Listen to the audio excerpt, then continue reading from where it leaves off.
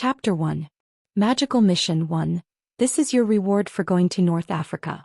Old Lin carefully took out 2 crumpled $100 bills from a well-wrapped rag and handed them to Lin Yi, who was staring at him eagerly.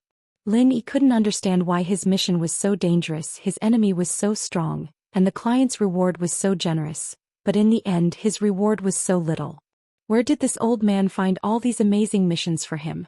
Every time it was a narrow escape and the reward he got was $50 or $100. Luckily there were still $3 or $2 left. Every time he thought about it, Lin Yi wanted to cry. Receiving the $200 that he traded his life for, Lin Yi wanted to curse the most. Motherfucker. Even though he was an orphan and didn't have a mother since he was young. He learned martial arts from old Lin, who raised him for 15 years and studied for 15 years.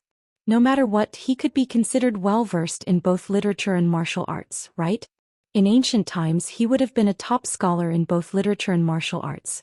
But now he was being ordered around like a laborer. When would this day ever come to an end? He heard that building houses in the city could earn tens of thousands of dollars a year, but he only earned $1,000 or $800 a year, even though he was hovering between life and death every day. Old man, you're not messing with me, are you? $200? I really wonder if you're deducting my reward? This wasn't the first time Lin Yi had suspected this, but the old man wore the same clothes and ate the same food as him, and didn't look like a rich person. It's good enough to get paid. Do you think money is so easy to earn nowadays? Old Lin rolled his puffy eyes and said unhappily, What? You don't want it? If you don't want it, then give it back to me.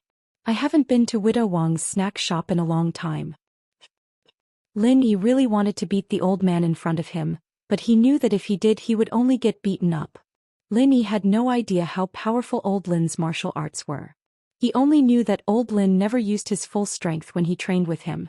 Just as his kung fu improved by a level, he suddenly found that the old man had also improved by a level, and he was still defeated by him. Alright, you've had enough experience over the years. It's about time for that big event. Old man Lin didn't even bat an eyelid as he sat cross-legged on the brick bed, munching on a plate of fennel beans in front of him. If you complete this mission well, you won't have to worry about food and drink for the rest of your life. Really? Lin Yi knew that he had been picked up by the old man when he was 3 years old. Since then he had been learning kung fu, medicine and knowledge from the outside world from the old man in order to do something big. The pockmarked man was no exception. He saw that the ring in the crew-cut guy's hand was the one he threw earlier. His expression became unnatural. Give it to me, it's mine. What, yours? Where's your name on it? The crew-cut guy retracted his right hand and gripped the ring tightly in his hand. He stared at him and said, You're called first prize? Oh, I'm not called first prize. I was the one who lost the first prize. The pockmarked man saw the crew-cut guy's ferocious look and became a little timid. However, he didn't want to lose what he deserved, so he said with a trembling voice, You said it yourself, you lost it. Since you lost it, it belongs to whoever picked it up. The crew-cut snorted and said disdainfully, Hey, how can you be like this? The pockmarked man suddenly became anxious. He looked at the passenger sitting across from him, a man with glasses sitting to the left of Lin Yi. Mister, you look like a scholar. Why is he acting like this? Isn't he acting shamelessly? Who's acting shamelessly? The crew-cut guy wasn't happy either. He turned to the man with glasses and said, Sir, tell me, who should this ring go to? The man with glasses pushed his glasses up and said hesitantly, I'm a university teacher. Since you two trust me, I'll be your judge. Go on, go on. The pockmarked man and the crew-cut guy nodded and looked anxiously at the man with glasses who claimed to be a university teacher. Logically speaking, the ring was pulled off the drink can by this big brother, so it should belong to him. The man with glasses was halfway through his sentence when the pockmarked man showed a proud expression. The crew-cut guy immediately became anxious. Just as he was about to say something, the man with glasses waved his hand and stopped him.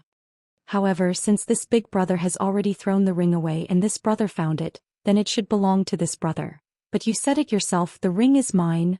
The pockmarked man heard the man with glasses and immediately cried. In my opinion, why don't you two split the prize equally? That way no one loses out. The man with glasses suggested. Split. The crew-cut guy hesitated, then gritted his teeth and said, Okay, let's split it. The crew-cut probably felt that he was being unreasonable, so he agreed to the man with glasses' suggestion. The pockmarked man saw that the ring was in the crew cut's hand. If he didn't agree, he might not get anything. It was better to split it in half, so he nodded in agreement. Okay, since you've both agreed, let's split it. The man with glasses took the can from the pockmarked man's hand and looked at it. It's written here that the first prize is 100,000 yuan. After deducting 20% of the income tax, there's 80,000 yuan left. Since it's a little troublesome to collect the prize, one of you can give the other person 30,000 yuan and collect the prize yourself. What do you think? Chapter 2. Scam Part 2. The crew cut guy was put in a difficult position. He touched his pocket subconsciously and said, I don't have that much money with me. How about you give me 30,000 and you can go and claim the prize? I don't have that either. What should I do? The freckled guy frowned and said, Look at me. Do I look like someone who can fork out 30,000? Teacher, please think of something for us. We don't have that much money with us. The freckled guy asked the glasses guy for help again. The glasses guy thought for a while and said, How about I give each of you 30,000 and you give me the ring and I'll claim the prize? The freckled guy and the crew cut guy looked at each other. They felt that they could still get 30,000 each, so they agreed. Okay, let's do that. The bespectacled man suddenly revealed a look of delight. Then he took his briefcase and began to look for money. At first, his expression was still very happy. However, as the speed at which he rummaged through the bag increased, the man's expression became uglier and uglier. Beads of sweat began to seep from his forehead. Finally, he sighed and said, Oh no, I didn't bring much money when I went out today. I only have 30,000 yuan. You guys won't sell it either. I'm so unlucky to see the money disappear just like that. The freckled guy and the crew cut guy were dumbfounded. The glasses guy didn't bring any money and neither did they. How were they going to split the prize? The freckled guy couldn't sit still anymore. Teacher, you're knowledgeable and cultured. Please help us think of something. Sai, how about this? Ask someone else. The glasses guy said and turned his face to Lin Yi. Young man, this is a golden opportunity to get rich. Do you have money? Give each of them 30,000 first, then you take the ring and claim the prize. You'll earn 20,000 in one go. Is there a better way to make money than this? If it weren't for the fact that I didn't bring any money, I would have done this myself. Previously, Lin Yi had been coldly watching the three of them acting. It was obvious that the three of them were in cahoots. The pockmarked man was party A, the crew cut was party B, and the bespectacled man was supporting them. Although Lin Yi grew up in the mountains, he was not a fool. Don't be fooled by his rustic attire. In terms of knowledge, not many people were his match, let alone these three scammers. Me. Lin Yi pretended to be surprised and pointed at himself. Can I? All right, now this good thing has fallen upon your head. Hearing Lin Yi ask if he could, instead of saying that he had no money, the bespectacled man was overjoyed. After all, if he said that, there was an 80% chance that he had goods in his bag. Lin Yi just wanted to say something, but he felt that his leg was kicked by someone. Lin Yi glanced at his right side. It was a very beautiful girl who was about the same age as Lin Yi. Her hair was like water and her skin was white. Although she didn't stand up, according to Lin Yi's visual estimation, the girl was at least about 1.65 meters tall. She was considered tall. After getting on the train, she listened to the MP3 quietly. Lin Yi wanted to strike up a conversation with her to relieve boredom on the way, but the girl had been wearing earplugs, so Lin Yi couldn't do anything. At this moment, the girl was looking at Lin Yi anxiously. She wanted to say something, but she had some scruples. She could only hint to Lin Yi with her eyes. Lin Yi naturally knew what the girl meant. She didn't want him to be fooled. Lin Yi's heart suddenly warmed. Didn't they say that people in big cities were very indifferent? When they saw that it had nothing to do with them, they would just ignore it. The girl could remind me, which means that she has a good heart. Therefore, the girl's image in Lin Yi's mind suddenly increased a few points. It was important for a girl to be beautiful, but if she was vicious, then it was useless to be beautiful. This was Lin Yi's standard for judging girls. Cough cough. The girl with the crew cut opposite the girl seemed to notice the girl's behavior. She suddenly coughed loudly and glared at the girl. The girl was scared and lowered her head. Of course, these small details naturally couldn't escape Lin Yi's eyes. However, Lin Yi was bored on the journey. He had a stomach full of anger with the old man at home. He had nowhere to vent it. Just a few fools came to the door. How could Lin Yi miss this opportunity to tease them? However, although the girl lowered her head, she still kicked Lin Yi with her feet to warn him. However, Lin Yi didn't seem to feel it. He was not moved at all. I only have 49,000. I don't have that much. Lin Yi pretended to be honest and said truthfully. When the pockmarked face and the crew cut opposite heard that Lin Yi had 49,000, their eyes suddenly shot a brilliant light. However, their faces were still bitter. It's only 49,000. Isn't it a little less? How much can we each get? 49,000 divided by 2 is 24,500. The crew cut calculated. 24,500? It's not bad. I agree. What about you? After the pockmarked face listened, he nodded quickly. Okay, since you agree, then I also agree. The crew cut nodded and said, give me the money. Lin Yi opened his backpack and took out a small bag wrapped in newspaper. He opened it layer by layer and revealed 5 stacks of banknotes. This is 49,000. So, you guys count it. Lin Yi said very honestly. You guys give me the ring pull. This money was the living expenses that the old man gave to Lin Yi for the next N years. In the past few years, Lin Yi had earned a lot of money for the old man. For example, the assassination mission in North Africa last time. According to international practice, he should have been paid at least a few 100,000. However, before he left, the old man rummaged through a broken bag and found this 49,000 yuan. He claimed that this was all the money he had at home and asked him to use it sparingly. This made Lin Yi very depressed. Was the old man really poor, or was he pretending to be poor? However, it didn't seem like he was pretending. The old man ate the same as me every day. I didn't see him enjoying anything.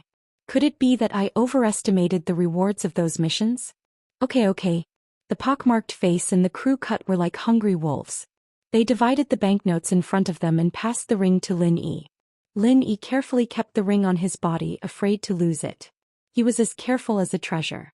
Seeing that the 3 scammers had succeeded, the girl sitting next to Lin Yi sighed helplessly. Looking at Lin Yi's excited face, the girl really didn't know what to say. Chapter 3. Wang Xinyan 2. The girl stopped kicking Lin Yi's leg and leaned against the window, listening to her MP3 player. We have arrived at Songshan Station. Passengers, please get ready. We will stop for 15 minutes. The train announced the arrival of the station, and Lin Yi started packing his luggage to get off the train. To his surprise, the girl beside him started packing as well. Evidently, she was going to get off at Songshan Station as well. When the girl stood up, Lin Yi gauged her with his eyes. His guess was correct, the girl was around 165 meters tall.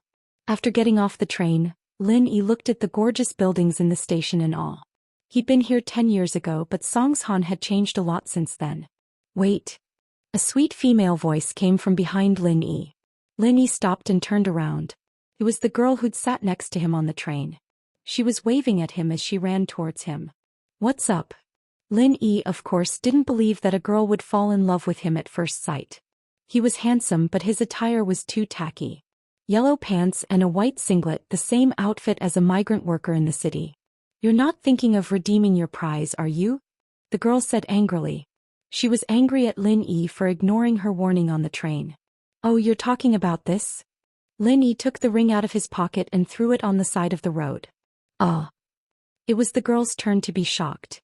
She didn't think that Lin Yi would do something like this. You threw it away? The girl pointed at Lin Yi, her mouth wide open. Yeah, I did. Lin Yi nodded. It's fake, there's no point in keeping it. You knew it was fake. The girl didn't understand what Lin Yi meant. She stared at Lin Yi, dumbfounded.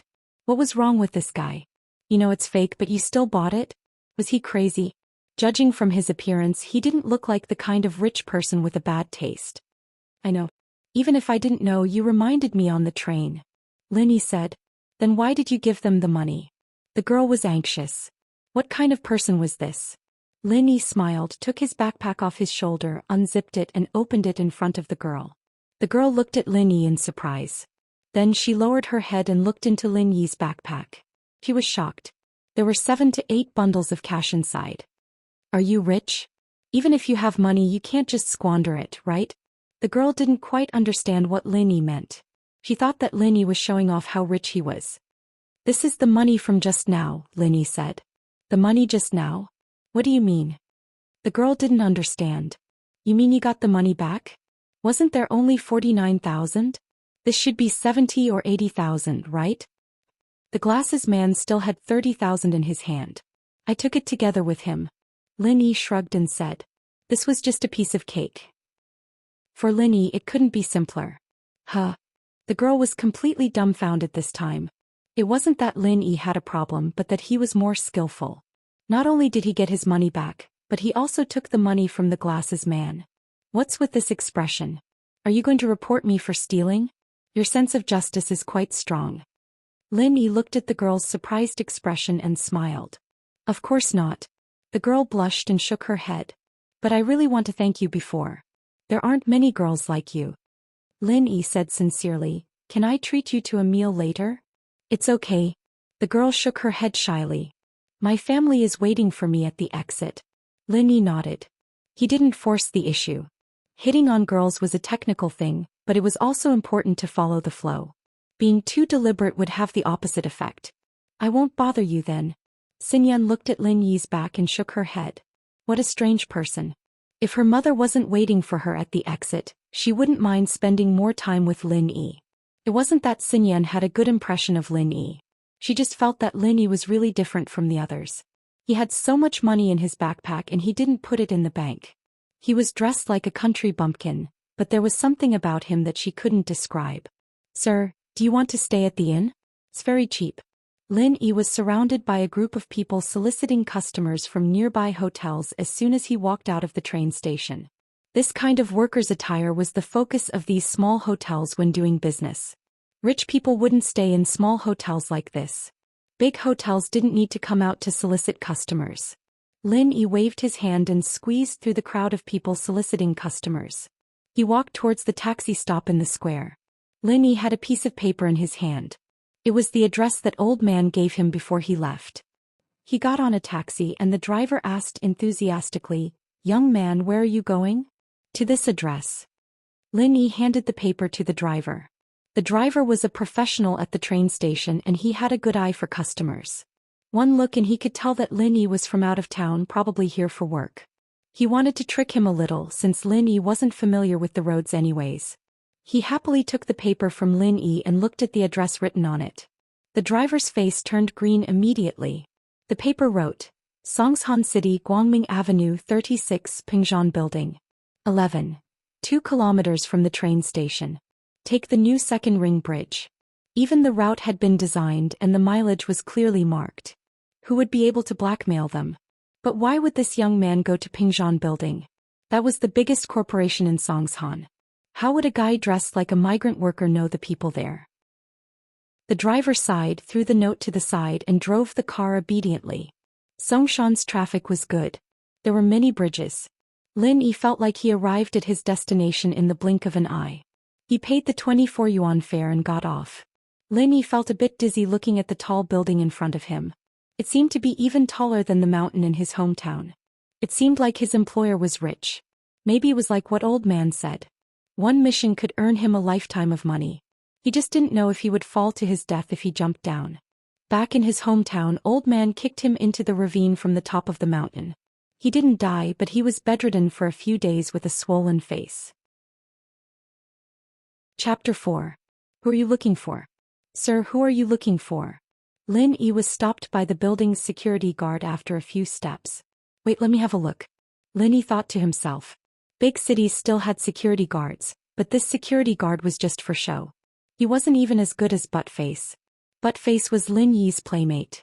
Although he didn't know kung fu, he could kill a cow with one punch. From Lin Yi's point of view, this security guard was far weaker than a cow.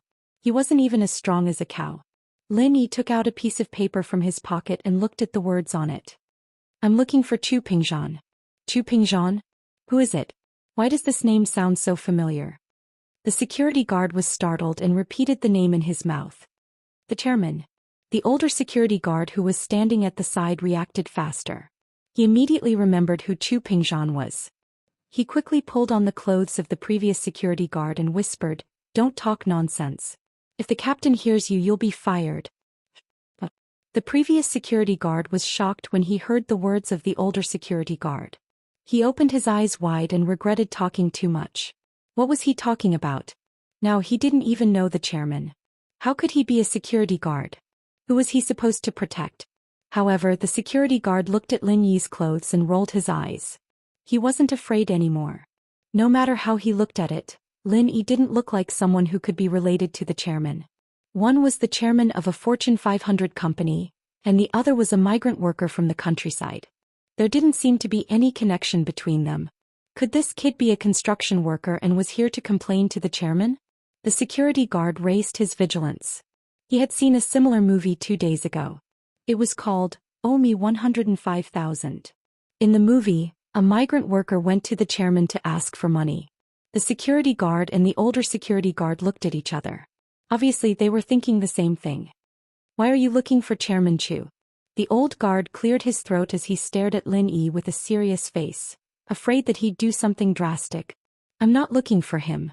It's my old man who asked me to look for him, Lin Yi said lazily. Lin Yi didn't care about the identity of his employer in real life. They were all here for him. Your old man? The two guards were even more certain of their suspicions. The worker in the movie was asking for money on behalf of his brother, and this kid in front of them was asking for money on behalf of his father.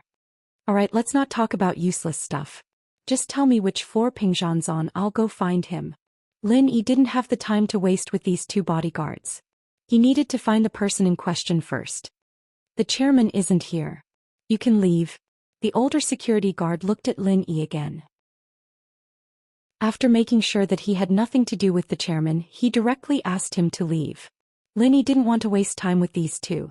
Lin Yi naturally saw the look in their eyes. Lin Yi could guess what they were thinking. Wasn't it because he looked like a country bumpkin? What a snob.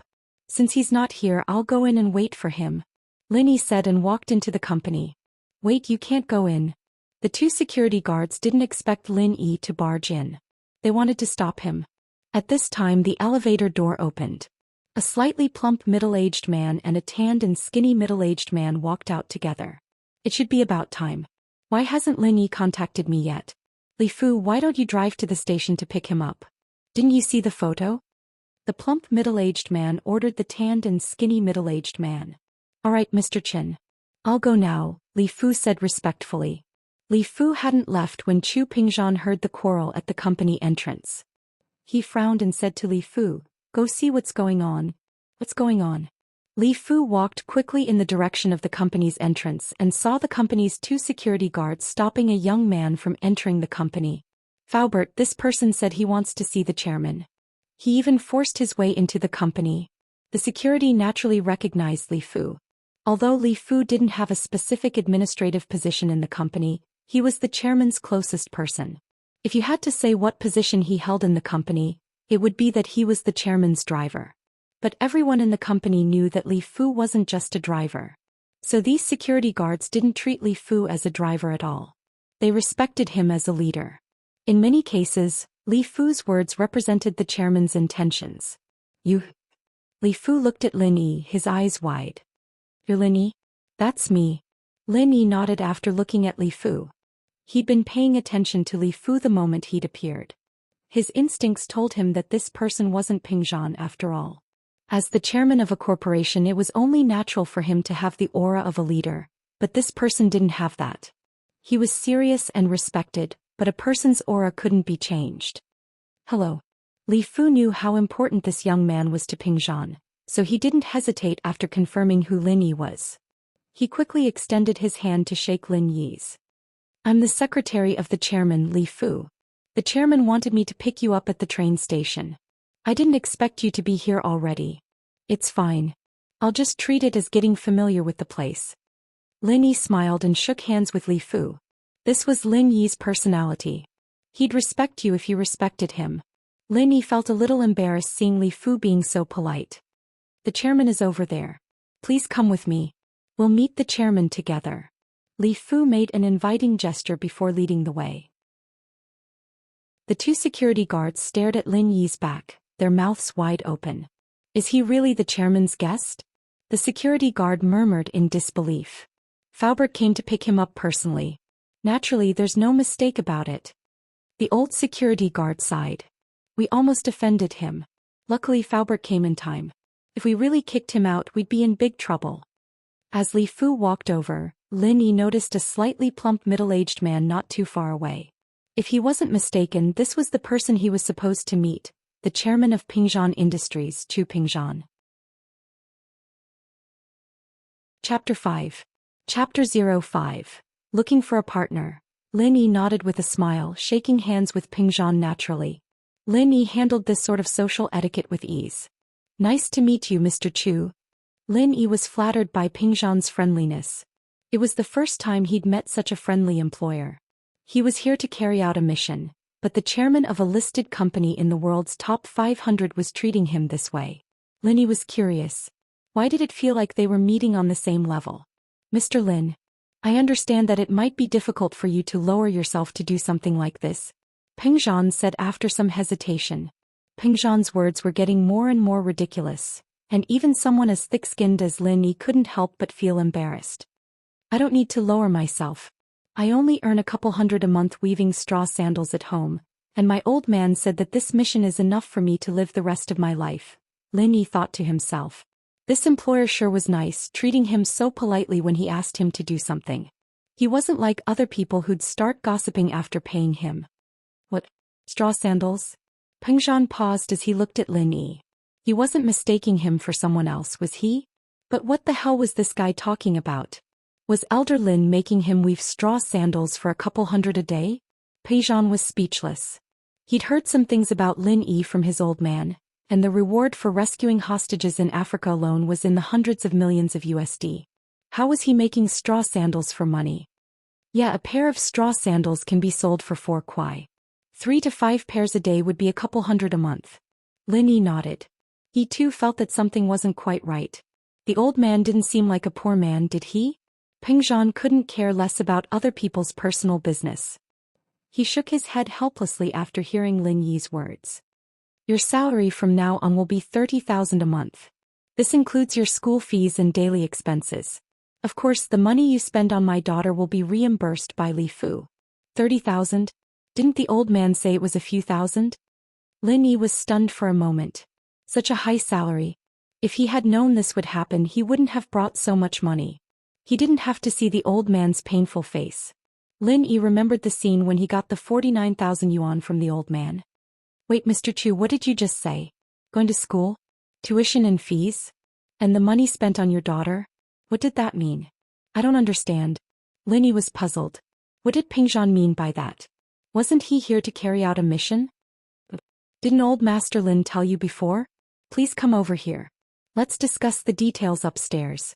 Pingzhan smiled faintly as he gestured for Lin Yi to follow him to the elevator. After all, Pingzhan was his employer now, and the salary he gave him wasn't low at all. Lin Yi didn't understand what Pingzhan was talking about, but he had seen his fair share of strange missions over the years. So Lin Yi slowed down his pace when he walked with Pingzhan, making himself look like he was following behind him. Pingzhan, however, was intentionally walking at the same pace as Lin Yi. Lin Yi naturally noticed it. Why did he feel that Pingzhan's attitude towards him was a little too friendly? Lin Yi was curious, but he didn't ask. After all, it was his first time meeting Pingzhan. They weren't very familiar with each other, and some things were better left unsaid. He'd figure it out as time went on. Pingzhan's office was located on the top floor of Pingzhan's skyscraper. It was 200 square meters big, and one of the walls was covered with floor-to-ceiling windows. Faubert walked out after inviting Pingzhan and Lin Yi into the office, ordering Xiao Yu to pour some tea for them. Mr. Lin, what would you like to drink? Xiao Yu had learned of Lin Yi's surname from Faubert. Water, please. Lin Yi drank water the most at home, and it was the same when he came out. Xiao Yu paused but still smiled. All right, please wait a moment. As for what the chairman wanted to drink, she didn't even need to ask. It was the same every day. Mr. Lin, starting tomorrow, Faubert will arrange for you to enter Songshan's first school's 12th grade class 5. You'll be in the same class as my daughter Mengyao. You'll go to school with her, take care of her life, and help her with her homework. In other words, you'll be her companion. I've been too busy with my business these past few years, and I feel guilty for not taking care of my daughter. I want to find someone she can talk to and care for her. This is the real reason why I asked you to come. You're around the same age as her, and we're both young men. We should have some common topics, right? Pingzhan smiled. Lin Yi was stunned.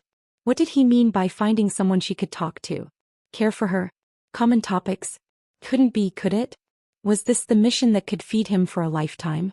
Why did it sound like he was looking for a partner? Could it be that the girl had some sort of biological problem that prevented her from getting married and was looking for him? Mr. Lin, what's wrong? Peng Zhan seemed to know what Lin Yi was thinking when he saw the shock on his face.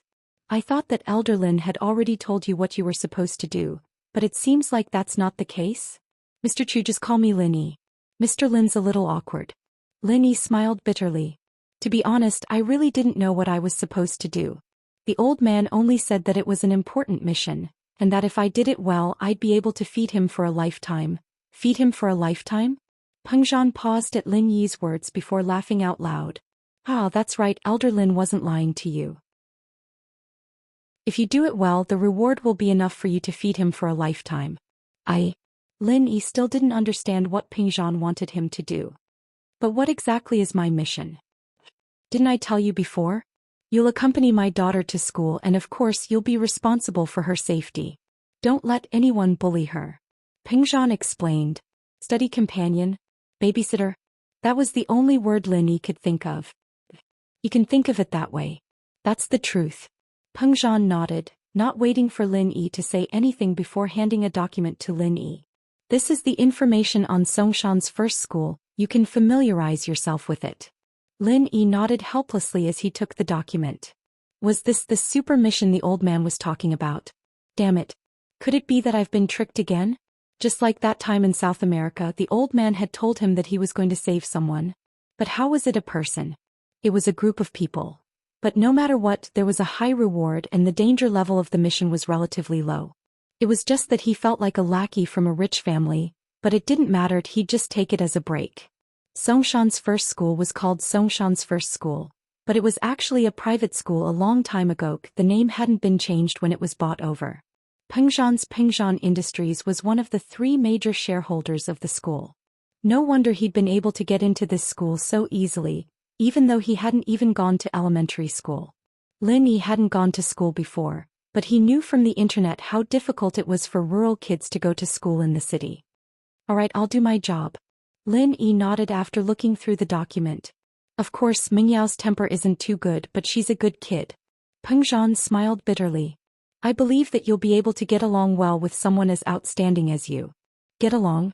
Lin Yi didn't expect to get along well with the Mississippi. It wasn't like they were dating, so what was the point of getting along well with her? Lin Yi, however, said, I'll try my best. Peng Zhan seemed to have seen through Lin Yi's perfunctory attitude. He smiled faintly and called out to the door. Faubert, Yao Yao's almost out of school. Go get her and show Mr. Lin around. Mr. Chu, you can call me Lin Yi or Little E. Don't call me Mr. Lin, it's a bit awkward. Lin Yi said. Alright, I'll call you E then. No matter what, I'm still your elder so you won't lose out. Don't call me Mr. Chu, just call me Uncle Chu. Peng Zhan nodded, not bothering with the topic any longer. Chapter 6. Shield 1. There were many luxury cars in the parking lot, ranging from Mercedes-Benz to BMWs to luxury cars. Many of them were obviously private cars with flashy decorations on them. It was obvious that they were bought by the employees of Peng Zhan Corporation. From this, it could be seen how high the income of the employees of Peng Zhan Corporation was. It seemed that his 30,000 yuan salary wasn't that high after all. Under Faubert's guidance, Lin Yi came to a dark blue Bentley Elegance 728. The car was a 06 model and it was well maintained. Lin Yi wasn't sure if it was newly bought or if the employees paid attention to it, but the car looked brand new. Mr. Lin, please get in. Faubert opened the door to the passenger seat and sat down. I'll sit in the passenger seat? Then Miss? Lin Yi hesitated and asked. Miss always sits in the back row, Faubert said. She has a backpack so it's inconvenient for her to sit in the front row. Lin Yi nodded and got in the car. Faubert drove the car slowly into the underground parking lot. When the car passed by the security post at the exit, the security guards immediately stood straight and watched the car leave with a serious expression. Faubert's driving skills were very skilled, but it was obvious that it was the normal type. It wasn't the same as what Lin Yi usually learned. Lin Yi was more inclined towards racing. It couldn't be helped, the old man at home had a famous saying, It's not your fault if you can't beat your opponent, but if you can't run away then you deserve it. Therefore Lin Yi learned a lot of escaping skills. Although he only used these skills on his old man in front of others, it was the others who ran away. Mr. Lin, do you know how to drive? Faubert looked at Lin Yi, who was sitting quietly beside him, and asked while waiting for the traffic light. Faubert was an old driver and he was very accurate in judging people. Generally, when someone was sitting in the car he could always judge whether this person could drive from some details. However, Lin Yi obviously didn't have any special reaction, so Faubert asked. A little. Lin Yi thought to himself. As a newcomer it was better to be more humble. Do you have a license? Faubert didn't ask how far he could go if he knew a little. He knew that the boss trusted this person. Not yet. Lin Yi shook his head. Although he knew how to drive and had even raced abroad, he didn't have a driver's license. I just turned 18, so I didn't have time to get one. Well, give me your ID card, I will help you get a driver's license so that if Mr. Chu and I have something to do, you can drive Miss to and from school, Faubert said. The car stopped near a luxurious-looking school, but they didn't go in. It was probably because the car was too eye-catching, and it wouldn't be good if other students saw it. From the information, Lin Yi already knew that although Songshan's first high school was a private school, it wasn't the kind of school for the nobles. Instead, it was a key school for the entire province. Although there were some rich and powerful children who got in through connections, most of the students got in through their own ability. Because of the support of the three major corporations, Songshan's first high school was better than other schools in terms of hardware, and teaching resources. This was also the reason why the enrollment rate was 100%. In fact, Lin Yi also understood that this 100% was definitely an exaggeration. Some rich kids didn't even know how to study, but they still got into university in the end. This was because of their family's power. The familiar bell rang and Lin Yi was a little lost. How many years had it been since he last heard this sound? But after a short moment of loss, Lin Yi returned to normal and looked at the school field calmly. Not long after, students came out of the teaching building one after another. Some were wearing school uniforms and some were wearing other clothes.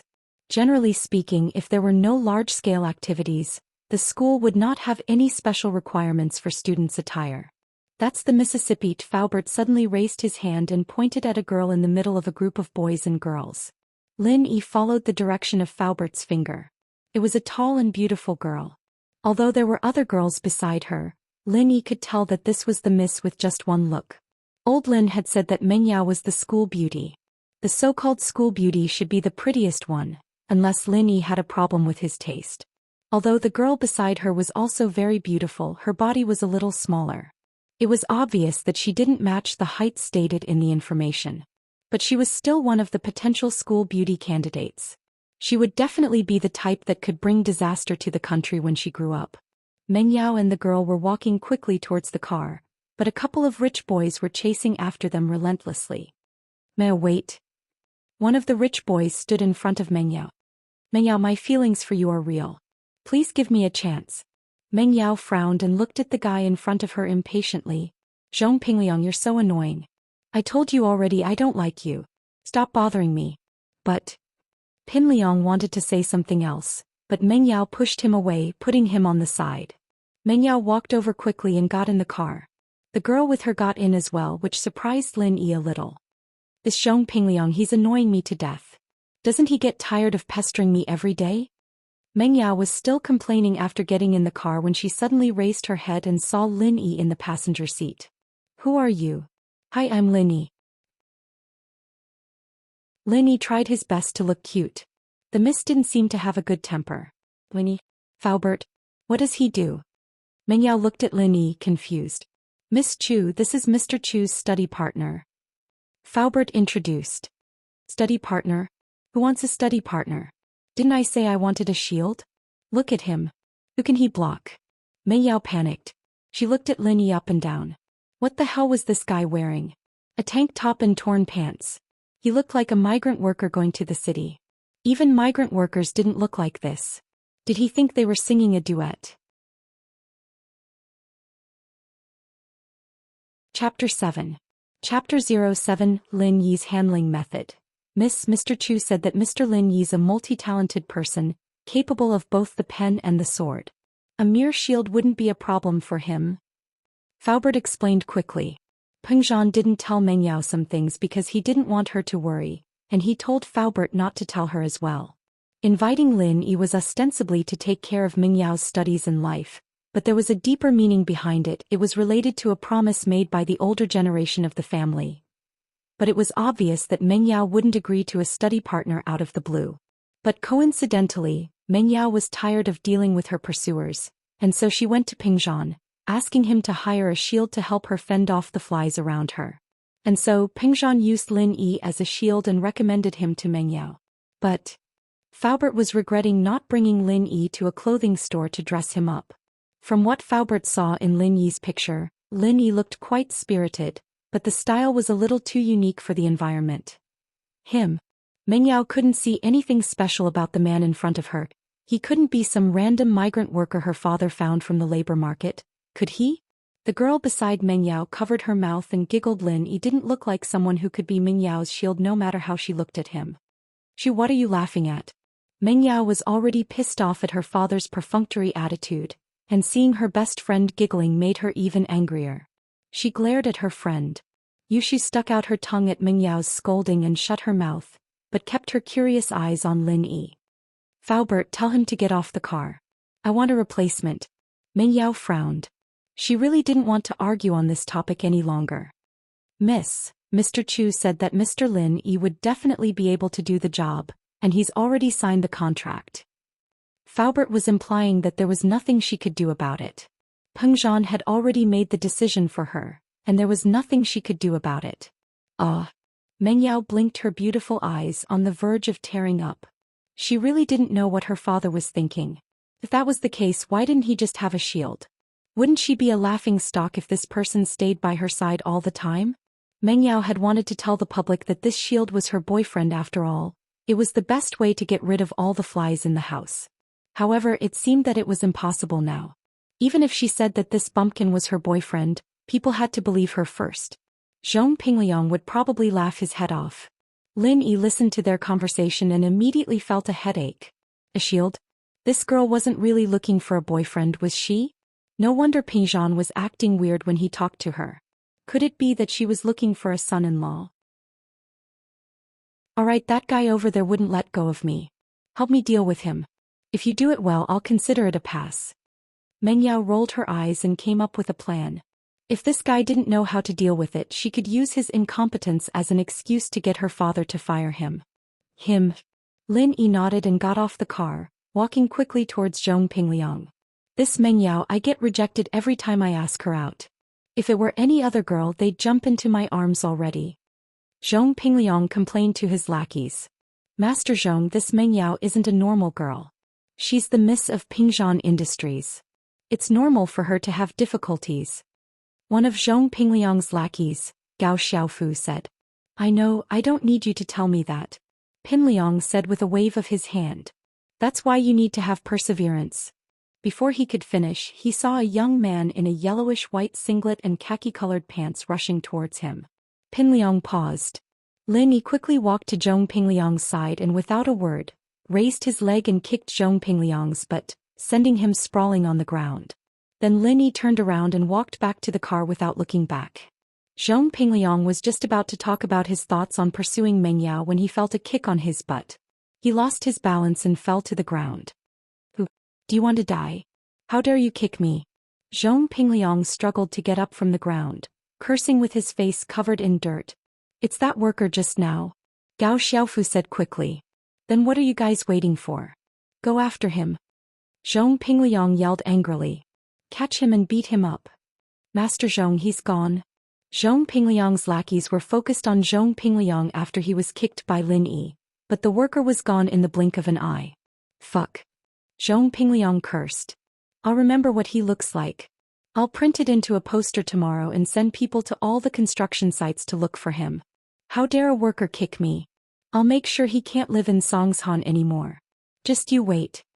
Yao, I didn't know this Lin Yi was so fierce he even dared to kick Zhong Pingliang. Yushi's eyes were wide open in the car. She couldn't believe what she had just seen. I think he's crazy. Meng Yao didn't expect Lin Yi to do something like that, but it was something else. But Meng Yao had decided not to use him. No matter what he did, he'd still fail. Yao Yao, why don't you keep him? Yushu suggested. Shu, who are you siding with? Meng Yao glared at her. You're not in heat, are you? You've fallen for this laborer? Yushu shook her head. Yao Yao, you're the one who's fallen for him. Why would you let him stay if you don't like him? To embarrass yourself? Meng Yao didn't know what was going on. Oh. Think about it, Zhong Pingliang's the king of our school. No one dares to mess with him, and now there's finally someone who's not afraid of him. We'll have a lot of fun in the future. Yushu said mischievously. If they fight, Zhong Pingliang won't have time to bother you, right? Fight? You think Zhong Pingliang's that easy to mess with? Meng Yao hit the nail on the head. He's just a worker. Zhong Pingliang's going to beat him to death. Chapter 8. How did you fool my daddy? You're right, we'll stay and watch then. Meng Yao felt that Yushu's words made sense, and so she agreed. She turned to Faubert. Faubert, did you buy insurance for him? What if something happens to him? Insurance. Faubert sweated again. How could someone hired by Mr. Chu get into an accident so easily? Don't worry, I got it all. Lin Yi, on the other hand, had walked to the car and got in. He looked at Meng Yao. How was it? Not bad, right? You barely passed. Meng Yao humphed. Lin Yi smiled and went back to the driver's seat. He didn't say anything else. Experience and the internet had taught him that women often didn't mean what they said. Lin Yi wasn't going to argue with Meng Yao. Meng Yao was pissed when Lin Yi only smiled and didn't say anything else. She thought he'd say some words of gratitude. After all, with how competitive the society was right now, there were even university graduates who had to scavenge dung. A migrant worker who just entered the city and found a good job like this, shouldn't he be happy about it? Hey, why aren't you thanking me? Meng Yao couldn't hold it in any longer. Thanking? For what? Lin Yi didn't know what was going on. Shouldn't you be thanking me for helping you kick that guy's face to the ground? Thanking you for what?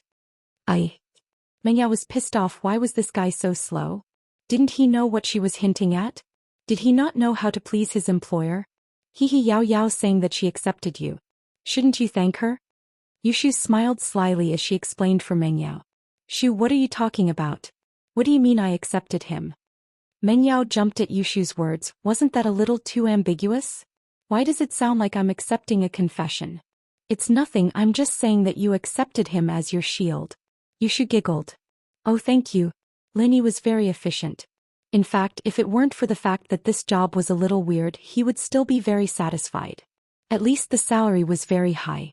You're welcome. Meng Yao spat the 3 words out of her mouth, furious at Lin Yi's slow reaction. This person is going to be my shield. Why did he look so silly? Oh, I'm leaving. See you tomorrow. And you too, shield bro. The car stopped in front of a villa, and Yushu waved at Meng Yao and winked at Lin Yi before getting out of the car.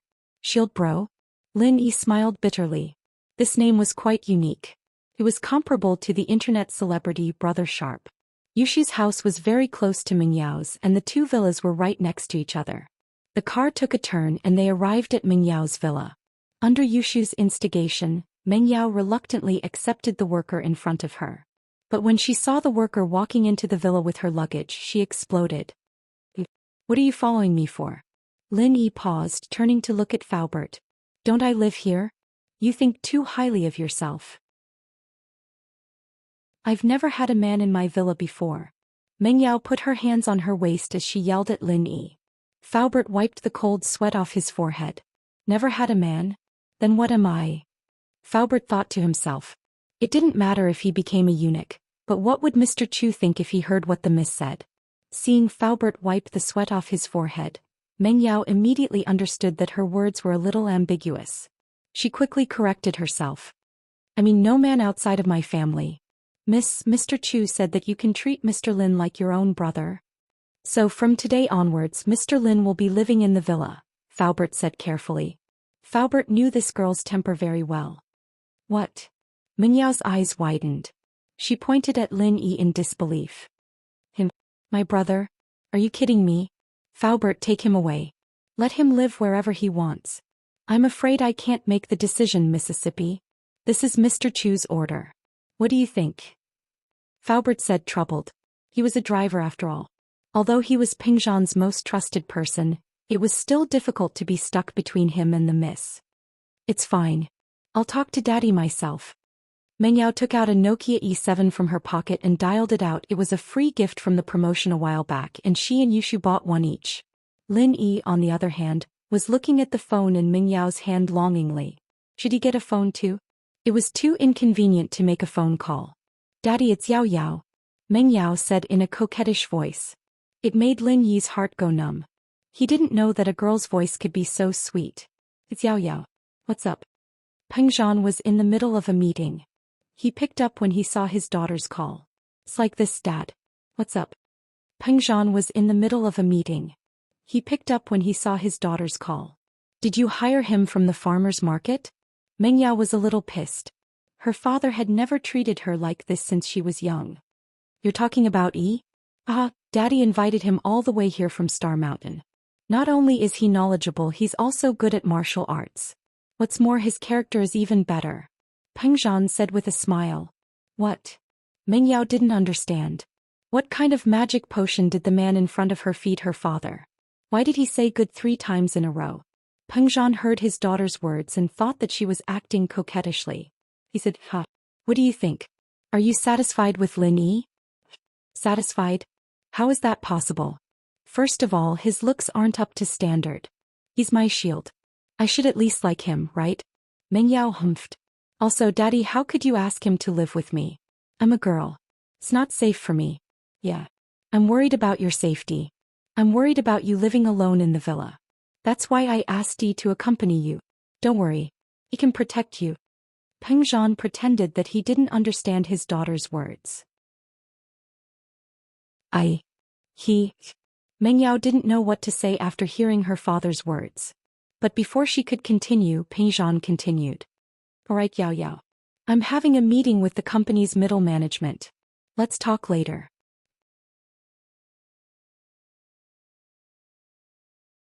Chapter 9. General Weiwu, Part 2. Faubert left Meng Yao's villa with the excuse of picking up Mr. Chu from work. Before he left, he gave Lin Yi a backpack, saying that it was the school uniform and textbooks of Songshan Songshan School. Miss, call me anytime if you need anything. I'll deliver dinner at 7 tonight, Faubert said and left in a hurry. Meng Yao didn't know what to say as she looked at the man in front of her. She couldn't just let him sleep on the streets, could she? His father was a well-known philanthropist. If people knew that he mistreated his servants, it wouldn't be a good thing. Meng Yao was angry for a long time before she finally thought of the culprit. She took out her phone and dialed Yushu's number. Hello, Shu, my dad told this worker to stay in my villa. What should I do? Yao Yao, you mean Shield Bro? That's good, I'll go to school tomorrow and tell them that you're living with him. That way no one will bother you anymore.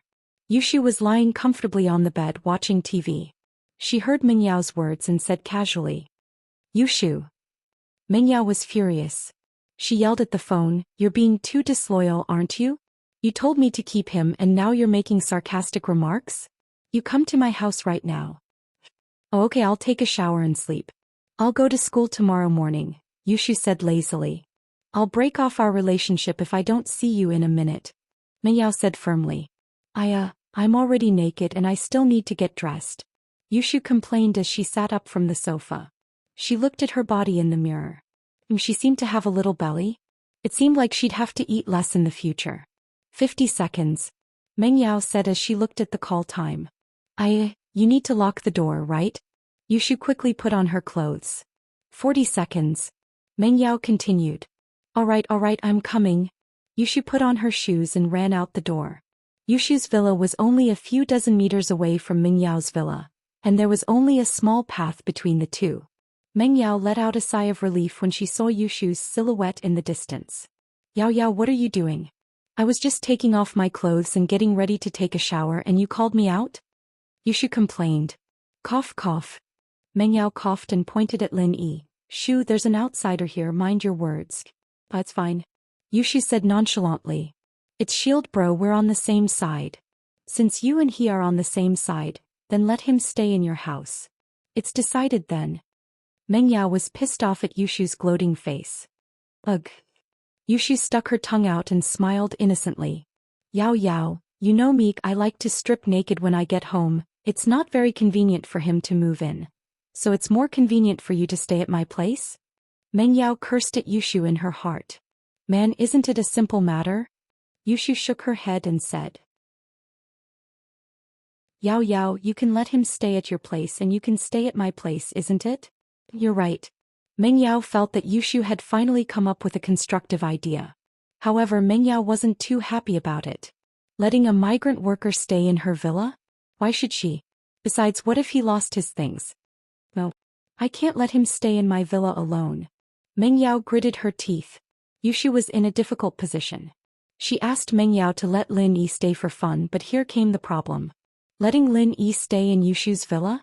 Yushu would never agree to it. After hesitating for a while, Yushu finally came up with a compromise. Why don't I stay with you and ask him to stay downstairs? Your room is upstairs anyway, we won't ask him to go up to the second floor. Meng Yao listened to Yushu's suggestion and felt that it was the only way. She nodded unwillingly. Okay, let's do that. Yushu often stayed with Meng Yao, so she entered the villa with ease. Lin Yi, on the other hand, carried his luggage and followed behind slowly. Meng Yao was hostile towards him and Lin Yi could naturally see it. However, when he thought of the old man's solemn words and Uncle Chu's trusting eyes, Lin Yi didn't think much of it. After all, Meng Yao was a girl.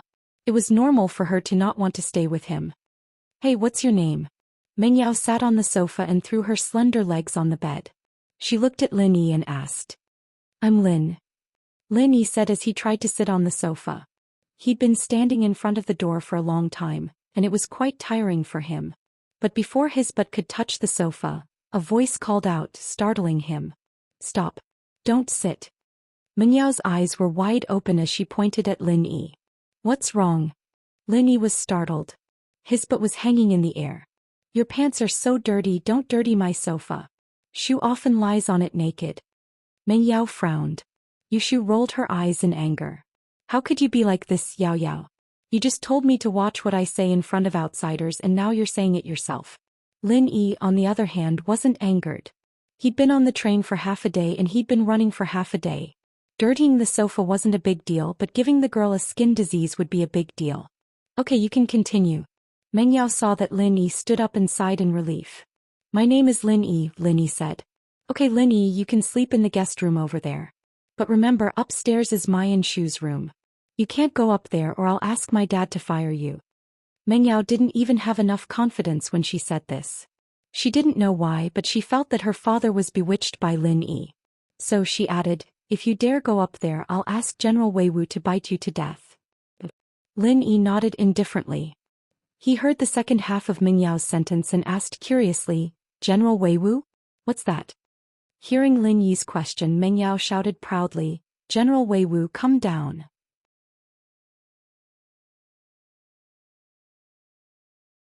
Chapter 10. Part 2. Lin Yi snorted disdainfully. Forget a dog, he'd killed countless wolves in the mountains with one slap. A Rottweiler was nothing to him, of course. See that? That's General Wei Wu. I'm telling you, he's very powerful. If you dare go upstairs, I'll tell him to bite you to death. Meng Yao threatened. Got it. Lin Yi nodded. Meng Yao thought that Lin Yi was afraid of General Wei Wu after seeing how careful he was.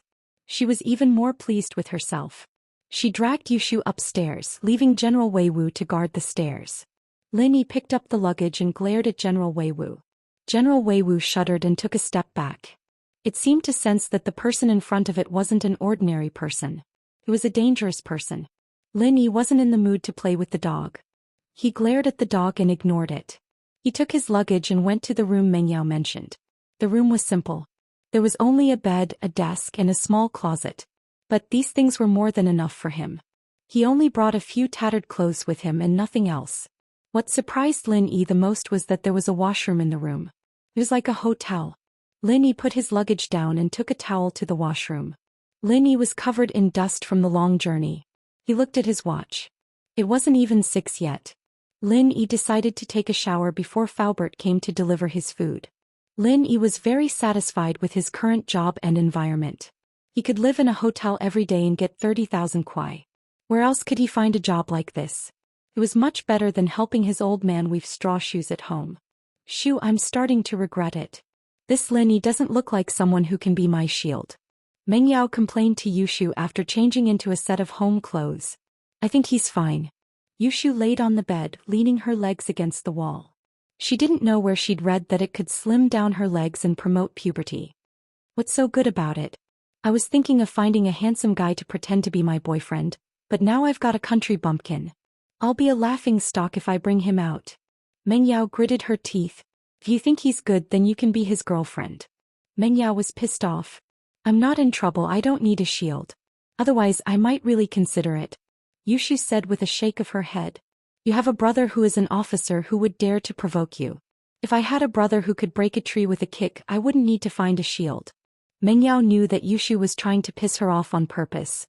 But who asked Yushu to have a brother while she didn't? Yao, how about I ask my older brother to find you a god brother in the army? Yushu blinked. How about love bro? Zhong Pingliang would have to stand aside then. Shoo. Meng Yao's eyes went wide as she listened to Yushu's nonsense. What kind of stupid idea is this? You said you'd ask my father to find me a shield, but look at him, who did you get? How can he be a shield? And now you're giving me this stupid idea, love bro? That's disgusting. Alright, I'll stop talking. Yushu quickly shut her mouth when she saw that Meng Yao was really angry. She was right, she was the one who gave Meng Yao the idea of finding a shield, but now that the person wasn't to her liking, she had to bear some responsibility as well. Linny had just showered when Faubert came to deliver dinner. He looked through his suitcase, but there wasn't a single decent piece of clothing. Linny couldn't help but complain about how stingy the old man was. Couldn't he just buy him some new clothes? Meng Yao would probably think that he was wearing dirty clothes when he went out, and he wouldn't even be able to sit on the sofa. With no other choice, Lin Yi opened the bag Faubert gave him and put on his school uniform. Both Meng Yao and Yushu were taken aback by Lin Yi's new look. He'd been unkempt before, wearing a tattered singlet and underpants, but now that he'd showered, he looked like a gentleman. Paired with the school uniform, he looked like a completely different person from the migrant worker he used to be. Her first impression of Lin Yi, however, was simply too bad. Meng Yao would never admit that Lin Yi was a handsome guy no matter what. She could only say that he was stronger and more pleasing to the eye than before. Faubert brought over 4 dishes and a soup. Yuxiang shredded pork, Sichuan poached fish, stir-fried cabbage and black fungus with spinach. The soup was shiitake mushroom soup. The combination of meat and vegetables was perfect. It had been a long time since Lin Yi had such delicious food. Seeing that Faubert had also prepared his own lunchbox, he happily took it and sat at the table. Lin Yi was just about to pick up his chopsticks when Meng Yao objected. What are you doing? Shu and I haven't eaten yet and you want to eat first? From now on, Shu and I will eat first and you can eat if we don't want to. With that, she turned around and went to the kitchen. She had a habit of using silverware when she was young. It was a habit she developed when she lived with her grandpa. So, in the disinfection cabinet in the kitchen, there was a set of silverware that Meng Yao specially used. Lin Yi could only smile bitterly at Meng Yao's domineering attitude. He put away his chopsticks and looked at the food on the table. He could only hold back his saliva. Fortunately, the white rice was his. Lin Yi quickly shoved a few mouthfuls into his mouth. Maybe it was because he ate too fast, but he choked a little. He said with a slurred voice, "Is there anything to drink?" Yushu looked at the man who looked like he hadn't eaten in 8 lifetimes and found it funny. She pointed at the freezer. "What do you want to drink? Help yourself." Lin Yi turned around and saw a big freezer filled with all kinds of drinks. Lin Yi took out a bottle of orange juice and took a big gulp. He felt much better after that. Meng Yao took the cutlery back and started commenting on the dishes on the table with Yushu. "Wow, Sichuan poached fish, my favorite. This Yuxiang shredded pork is a little too sweet. That damned chef, doesn't he know that eating too much sugar makes you fat? I'll get Dad to fire him someday. And this cabbage is delicious. You should try it too." Meng Yao nagged as she ate. These dishes were prepared by the chefs of Pingzhan Industries, and Faubert would deliver them every night. Pingzhan had a lot of social engagements, but Meng Yao's mother had left home when she was very young. Meng Yao didn't know why, but her father refused to tell her every time she mentioned it to him.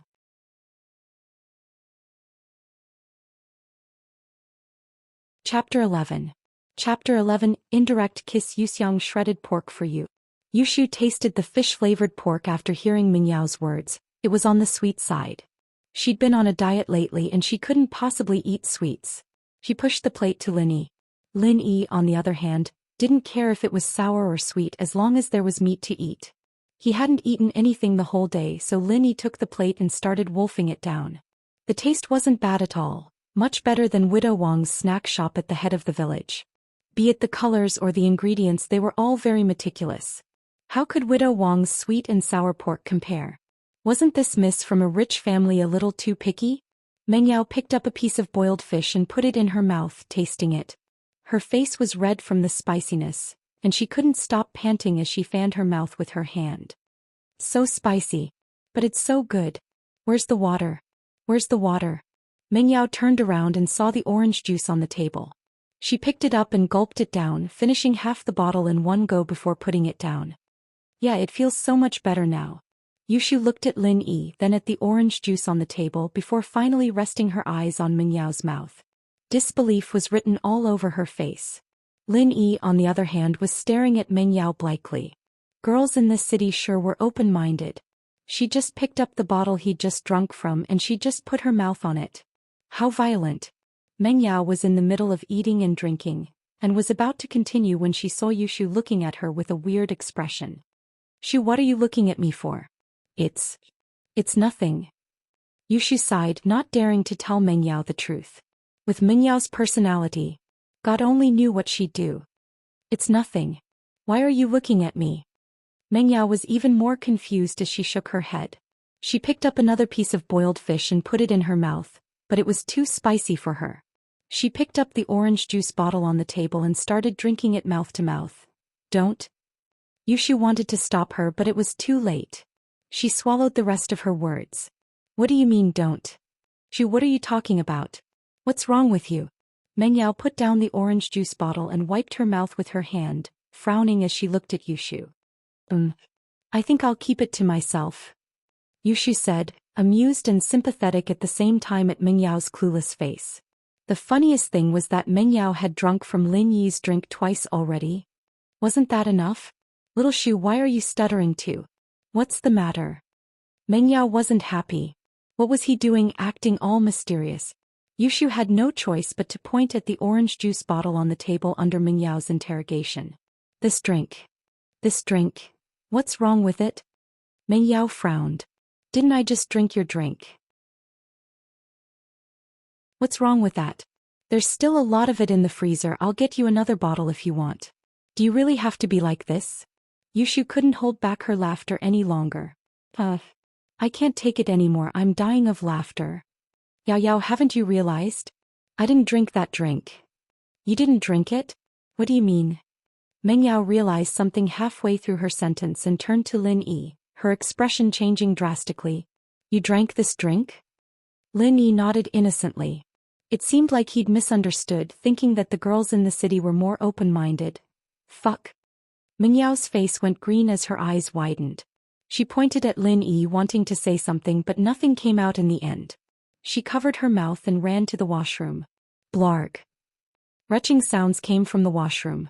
Yushu had been gloating at Meng Yao's misfortune at first, but Meng Yao's reaction was a little too much for her to handle.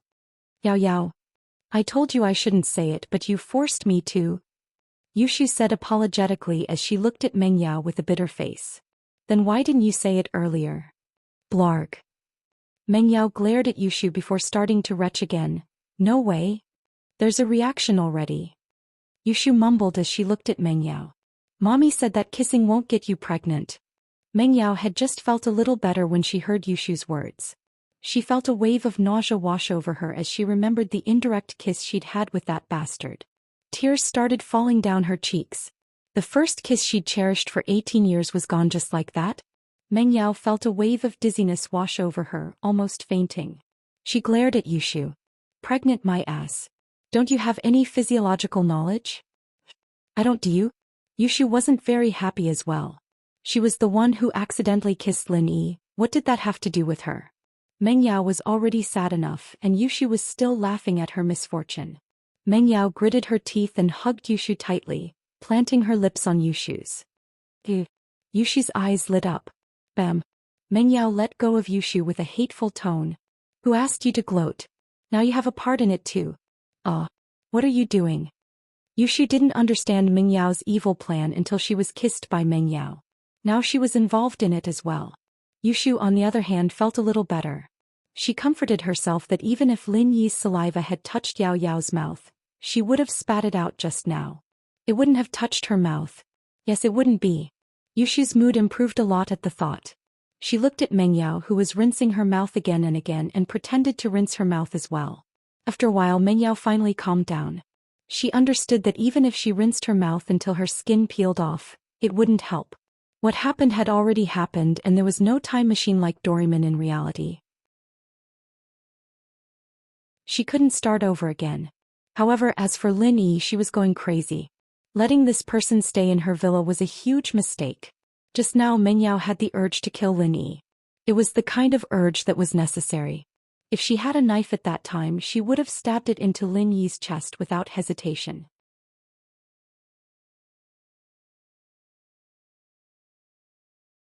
Chapter 12. Chapter 12 Adventure in the Cave, Part 1. Yushu followed behind Meng Yao, making a face at Lin Yi before giving him a glare. She then hurried up the stairs. Is there a need for such a big reaction? Lin Yi shook his head as he looked at the food on the table. It seemed like the girls couldn't come down to eat anymore, it was all going to be his. With that, Lin Yi picked up his chopsticks and started gobbling down the 4 dishes and one soup like a tornado. Meng Yao fell onto her bed after getting back to her room. She felt really sad and wronged. How could her first kiss be gone just like that? It'd be fine if it was a handsome guy, but it had to be a country bumpkin like Lin Yi. Shoo, tell me, why am I so unlucky? Meng Yao couldn't help but cry out loud. She didn't want to embarrass herself in front of Lin Yi, so she held back her emotions and didn't make a sound. Now that there was only her and Yushu left, she couldn't care less anymore. Lin Yi was there and Meng Yao didn't want to make a fool out of herself. Alright Yao Yao, don't be sad. It's a good thing it was an indirect kiss, not a direct mouth-to-mouth kiss. He didn't take advantage of you, did he? Yushu thought. At most, you ate some of Shield Bro's saliva, but he didn't get to eat your saliva. Yushu's words made Meng Yao feel even more wronged. She would have accepted it if they'd really kissed, but Lin Yi didn't get to take advantage of her at all. He wouldn't feel sorry for her, but she was the one who was unlucky. No, I've made up my mind. I'll tell my dad tomorrow that I'll be the only one in this house. Meng Yao said hatefully. I have to. Meng Yao was exhausted from all the crying and vomiting. She grumbled for a while before falling asleep. Yushu shook her head as she laid down beside Meng Yao. It was just a little saliva, it wasn't a big deal. It wasn't like she'd get pregnant, did she? After the meal, Lin Yi was prepared to be scolded. It couldn't be helped since he was of a lowly status. If this was the old society, he'd be a servant, and if he pissed off the miss, he'd probably be punished. However, after waiting for a long time, no one came down. Lin Yi cleaned up the lunch boxes on the table and returned to his room. It was already 9 and Meng Yao and the others were probably asleep by now. After washing his face and brushing his teeth, Lin Yi locked the door and sat on the bed to practice the art of dragon mastery. The origin of this cultivation technique was very special. He had found it in a cave. He remembered that it was when he was 8 years old. On a full moon night, the old man called Lin Yi to the top of the West Star Mountain to test his recent progress in martial arts. Lin Yi didn't understand why the old man called him to the top of the mountain to test his martial arts in the middle of the night. But under the old man's constant pressure, Lin Yi obediently went to the top of the mountain with the old man. However, after 2 moves, Lin Yi clearly felt that something was wrong. The old man wasn't testing him, he was killing him. Lin Yi was about to say something when he felt a huge force on his butt.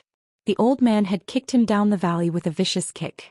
Lin Yi only felt the wind whooshing in his ears, and he felt like he was flying in the air like Ultraman in an anime. After a long time, Lin Yi fell heavily on the ground with a bang. Lin Yi felt like his bones were about to fall apart. Although the old man had soaked his body in traditional Chinese medicine every day since he was 3 years old to improve his bones and physique, falling from such a high mountain still made Lin Yi dizzy and faint. Looking at the direction where Lin Yi fell, old Lin shook his head and sighed. Lin Yi, it's not that I'm cruel, but it's a once-in-a-lifetime opportunity. The cave door only opens once every 5 years on the mid-autumn full moon. If you don't go in this time, you'll miss the best age for training. Lin Yi didn't know how long it had been before he woke up, cursing old Lin a couple of times for not being nice to him before getting up. There was no helping it. There was no point in cursing at this time. Lin Yi first checked his body and found that there was nothing wrong with it before standing up. However, the scene in front of him shocked Lin Yi. In front of him was a huge mountain gate with a simple design but a majestic aura. The vermilion paint glistened under the moonlight, and the golden door knocker on it gave off a dazzling brilliance. This was like the residence of the gods in the myths. On top of the giant door, there was a plaque with 4 words written on it: Xianyuan Cave Mansion. What is this place? Lin Yi's breathing became a little rushed. He had lived in West Star Mountain for many years, but he had never heard of such a place at the bottom of West Star Mountain. Although Lin Yi didn't know why he stumbled here and how the old man coincidentally kicked him to the cave door, Lin Yi had a familiar feeling. It was a feeling of déjà vu, as if he had been here before in his dreams. But no matter how hard he racked his brain, he couldn't remember when he'd been here. Lin Yi stood still and subconsciously walked in the direction of the mountain door, as if there was some force pulling him. When he came to the cave door, Lin Yi subconsciously used his hand to push the door. Unfortunately, the cave door didn't move at all. Lin Yi frowned and pulled hard on the cave door, but the cave door still didn't move. Just as Lin Yi was about to turn around and leave dejectedly, something strange happened. Lin Yi realized that the originally closed cave door was slowly opening. At that time, Lin Yi was shocked, thinking that someone was coming out of the cave. He quickly dodged to the side and stared at the cave door. However, Lin Yi waited for a while and didn't see anyone coming out of the cave. Instead, the situation in the cave, Lin Yi could see it clearly. This was a big hall. There was no light inside, but it was still as bright as day. He didn't know what was used to emit such a dazzling brilliance, illuminating the entire hall. The strange scene in front of him made Lin Yi open his mouth in shock. Other than shock, there was no other word to describe Lin Yi's feelings at the moment. After confirming that there were no living creatures in the hall, Lin Yi carefully walked towards the open stone door. With every step, Lin Yi looked around vigilantly until he was sure that there was no danger. Then he continued to walk forward. However, that was also because Lin Yi was still young at that time and he was more curious about things. If it was the current Lin Yi, perhaps he wouldn't be so impulsive.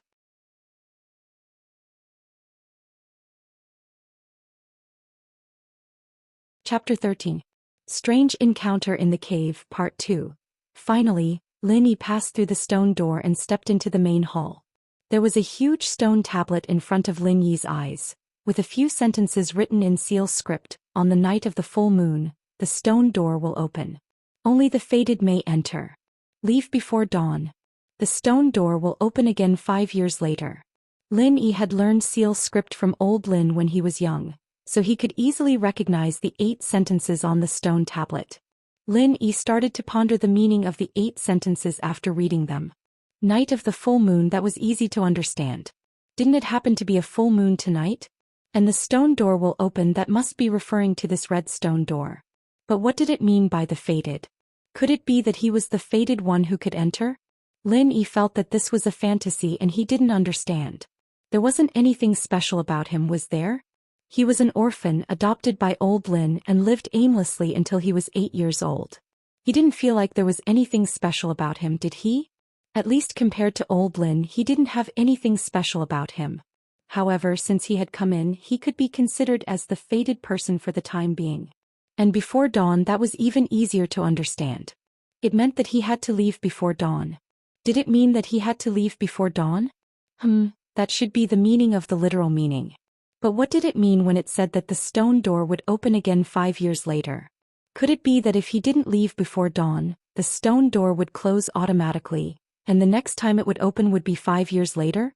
Lin Yi couldn't help but shiver at the thought. Damn it, this cave. Luckily he could read seal script. Otherwise he would be done for if he stayed here the whole night like an idiot and the door closed. Not to mention 5 years, even 5 days without food or water would be enough. Now that he knew that there was such a rule in this cave, it shouldn't be a problem for him to get out before dawn. Thinking of this, Lin Yi's heart slightly relaxed. At this time, Lin Yi got a closer look at the situation inside the main hall. It turned out that the 4 walls of the main hall were inlaid with night pearls, so it was as bright as day inside. Anyone with a bit of knowledge would be able to tell that each of the luminous pearls embedded in the 4 walls was priceless. If one were to be taken out and auctioned in the outside market, it would be priceless as well. However, Lin Yi grew up in the mountains, so he was not very interested in gold, silver and jewelry. Although he felt that it was wonderful and beautiful, he did not think that these things could be sold at a high price. The key question was, in this mountain, who could he sell it to? The richest person was Widow Wang, who lived at the entrance of the village. Her family owned a snack bar and a small shop. She could save more than 1,000 yuan a year. But no matter how rich they were, who would spend money to buy these impractical things? From Lin Yi's point of view, it was better to buy 2 pieces of fat meat with money. That would be more delicious. The luminous pearls looked good but were useless and they could not be eaten. Therefore, Lin Yi did not stay too much on the luxurious decorations of the main hall. Instead, he explored around the main hall. According to the novels of Jin Yong that he had read, a person who entered a cave or a valley for no reason would have some fortuitous encounter. For example, he would obtain a secret manual of unparalleled martial arts. Thinking of this, Lin Yi's heart was filled with excitement. If he could find a secret manual of unparalleled martial arts, he would not have to be oppressed by the old man. When he mastered it, the old man would not dare to beat him. The main hall was very big, but it was very spacious. Other than the magnificent decorations on the 4 sides, there were only 2 buildings in the middle of the main hall. One of them was the stone tablet that Lin Yi saw when he entered. And behind the stone tablet was a high platform. The high platform was very similar to the altar used for sacrificial ceremonies in ancient times. It also looked like a place where important things were placed in a sect. In short, it seemed to be from a very long time ago. At least in modern times, similar buildings would not appear. Lin Yi did not think much about it. He ran up the high platform in a few steps. At the top of the high platform he saw a small antique wooden box. Lin Yi's heart was suddenly excited. Could this be something like a scripture box? Lin Yi carefully picked up the box. After holding the box in his hand, Lin Yi immediately jumped down from the high platform and hid his body. He heard that there were often hidden mechanisms on these ancient buildings. If he touched the treasure of others and some mechanism was activated, then he would be screwed. However, after waiting for a long time, Lin Yi did not see anything special happening. Only then did he secretly let out a sigh of relief. Lin Yi was not in a hurry to open the box. After all, the stone door of the cave would be closed before dawn. The box could be opened when he returned home. Now Lin Yi decided to use the remaining time to explore this cave again. Bypassing the high platform, Lin Yi was surprised to find that there was actually a stone door behind the high platform. And next to the stone door there was another small stone tablet. On it there were also 8 sentences written in seal script. Each sentence had 4 words, just like the stone tablet that he saw when he entered the door before. Lin Yi was surprised and quickly read it carefully. After 5 years the divine art will be completed. You can only enter by hitting the door with your palm. If you don't get what you want, the divine art will not be completed. Wait another 5 years and come back to test it. After reading these 8 sentences, Lin Yi was suddenly confused. What does "after 5 years the divine art will be completed" mean? Could it be that in the box in my hand, there really is a martial arts secret manual? When I have mastered it, I can just hit the door with my hand and the door will open. Thinking of this, Lin Yi casually pushed the door. Unfortunately, the stone door did not move at all. In that case, the last 4 sentences were easy to understand. If you don't get what you want, the divine art will not be completed. Wait another 5 years and come back to test it. What it meant was that if he could not open the door, it meant that his martial arts practice was not good enough. He needed to wait another 5 years, and when the stone door opened again he could come back to test it. Looking at the stone door in front of him that could not be opened, Lin Yi suddenly felt a little itchy. Logically speaking, there was a divine art secret manual in the first hall. In the hall behind the stone door there must be more precious things hidden. However, Lin Yi also understood that with his current ability, it was impossible to open the second door. At best he was just a fated person. It was already a coincidence that he could open the first stone door and enter this hall.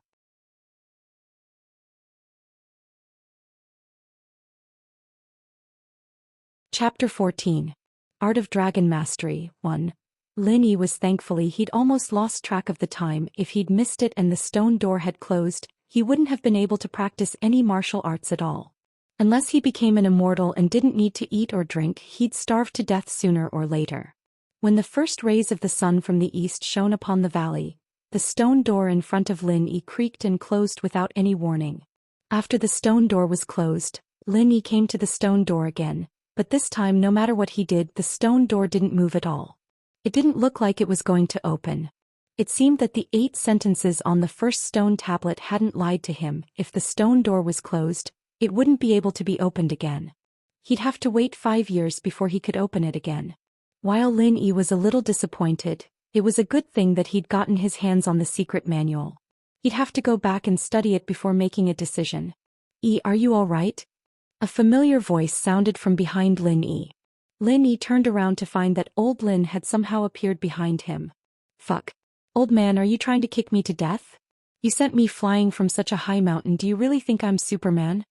Lin Yi's bones were still aching from his fall last night. You're not dead, are you?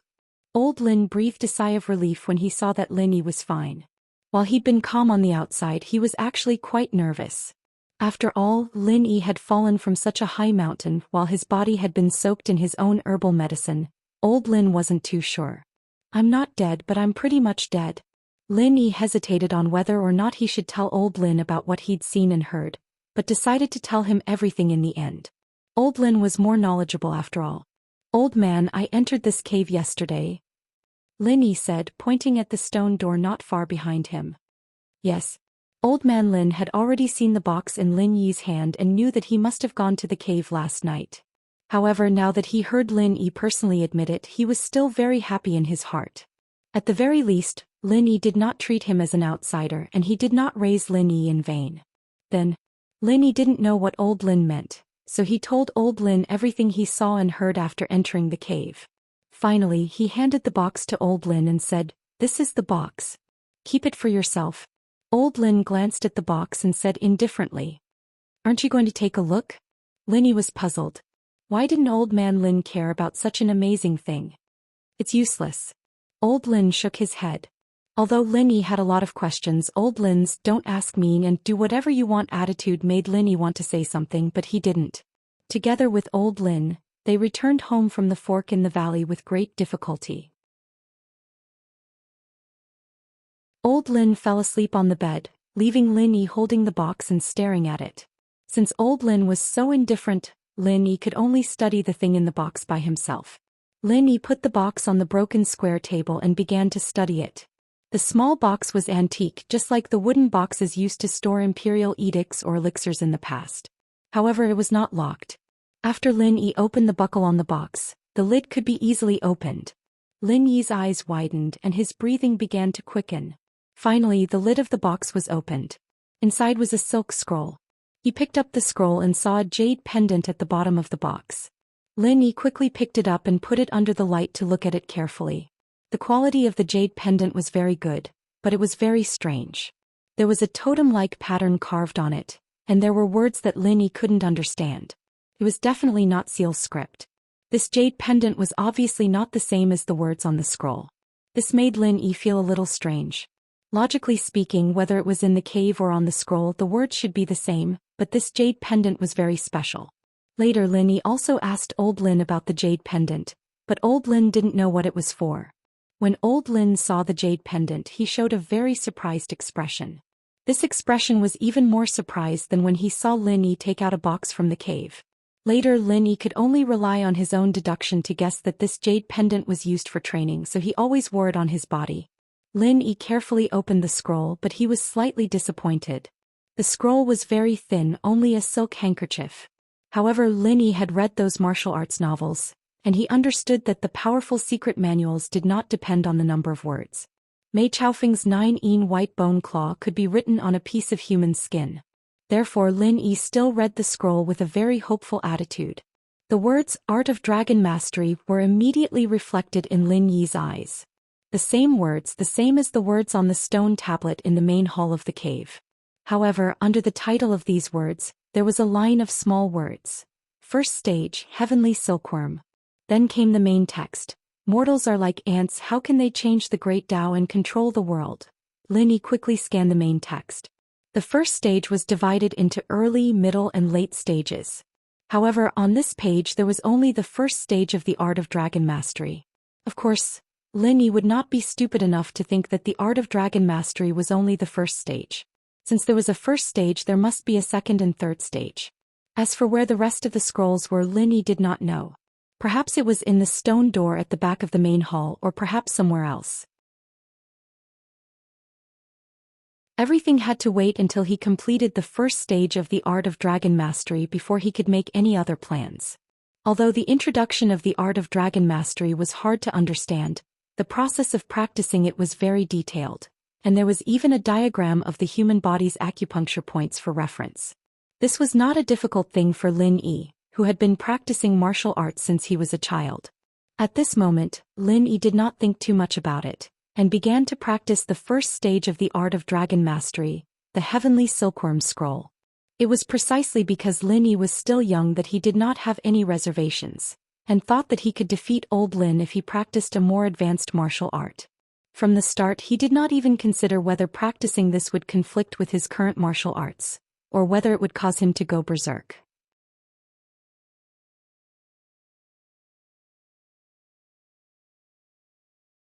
Chapter 15. Chapter 15. Adult Channel. Old Lin, on the other hand, allowed Lin Yi to train in the art of dragon mastery. He didn't give any guidance, but he didn't interfere either, allowing Lin Yi to develop as he pleased. But after practicing the art of dragon mastery, Lin Yi felt that his body's strength had increased noticeably, but his martial arts didn't seem to have changed much. No matter what, he wasn't old Lin's match. Old Lin was like a boss in a game. When Lin Yi grew stronger, he grew stronger. When Lin Yi grew weaker, he grew weaker. It was something that made Lin Yi rather depressed. If Lin Yi had to point out something that had changed, it would be that his senses were much sharper than before.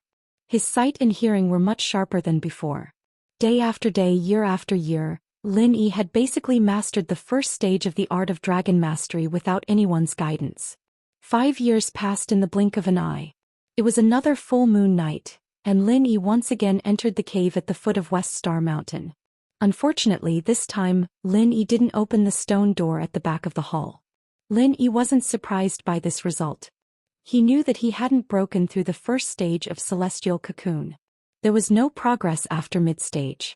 While Lin Yi told old Lin what had happened to him, the old man only smiled and shook his head, expressing that there was nothing he could do to help.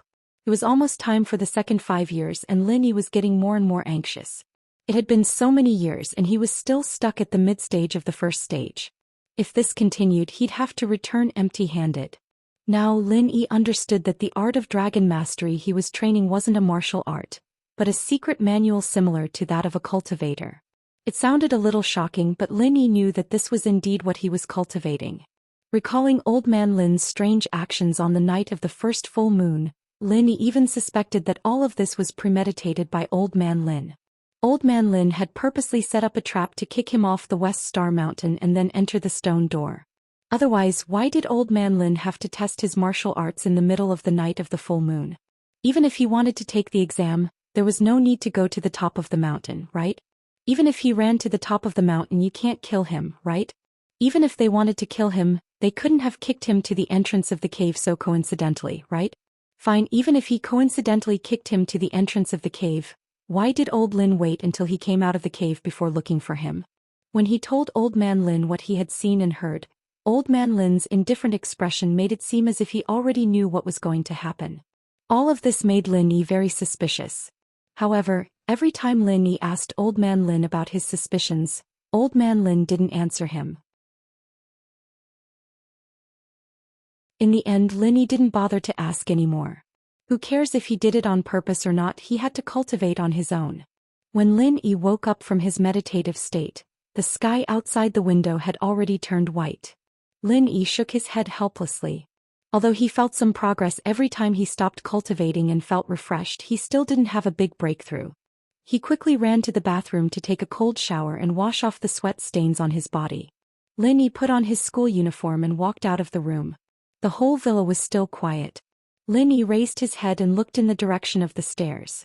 The two girls should still be sleeping, right? Lin Yi sat on the sofa and turned on the 60-inch large LCD TV in the living room. He turned off the sound and watched it. A large TV was really cool. Lin Yi leisurely lay on the sofa. This was the first time he had watched such a cool TV. In the past, at home, other than his fake internet laptop that could display his figure, there was only a 25-inch ordinary flat-screen CRT TV. Achoo! Lin Yi sneezed. He didn't expect his body to catch a cold. However, he remembered that he had always lived in the south and this was the north. Although it was summer, the temperature difference between day and night was relatively large, so it was normal for him to not be acclimatized. Lin Yi casually took out 2 pieces of tissue from the box on the coffee table, wiped his snot and threw them aside. However, there were no programs on most channels so early in the morning. Lin Yi pressed the button on the remote control in his hand to change the channel. However, after pressing it for a long time, there was no response from the TV. It was still the image of Earth with no programs. Fuck, this remote control can't be out of battery, right? Lin Yi cursed in his heart, but then he thought about it. That's not right. Didn't I just use this remote control to turn on the TV? Thinking of this, Lin Yi carefully observed the direction of the TV. It turned out that the villa was installed with a satellite TV. It needed the remote control of the satellite TV box to change the channel, and the remote control of the TV could only control the power and volume. Although Lin Yi came from the mountains in the countryside because old Lin bought him a fake internet laptop, he had some understanding of some technology and knowledge outside through the internet, so he wasn't too illiterate at this time. After looking around, he really found the remote control of the satellite TV box under the coffee table. Lin Yi picked up the remote control and began to change the channel of the TV. This satellite TV is really cool. There are so many channels. Lin Yi changed dozens of channels, but he still didn't find a repeat. This channel is an adult channel. Parents have been set up to be locked. Please enter the password. The default password is 000000. When Lin Yi changed the channel, this line of notification appeared on the TV. No way. These 2 girls have adult channels in their house. Lin Yi had heard that Big Pot could be used to watch some adult programs, but he had never seen one in real life. Although Widow Wang's house also had a satellite TV, the only channels she could watch were the free satellite TV stations. Adult channels like this were impossible to watch. Lin Yi's heart itched. He didn't know if it was the password set by Chu Pingzhan, or was it Miss Meng Yao? Or was it Yushu? Yes, it was very possible. That girl looked like a slut and her words were quite avant-garde. Lin Yi thought lustfully. He entered the password, 123,456, but the TV prompted, "The password you entered is incorrect, please re-enter." 888888. Lin Yi keyed in another password and the TV prompted again, "Wrong password, please try again." Lin Yi scratched his head and entered 000000 this time. There was no password error this time, but it seemed to be stuck. He didn't know if it was trying to verify the password or if it was dead.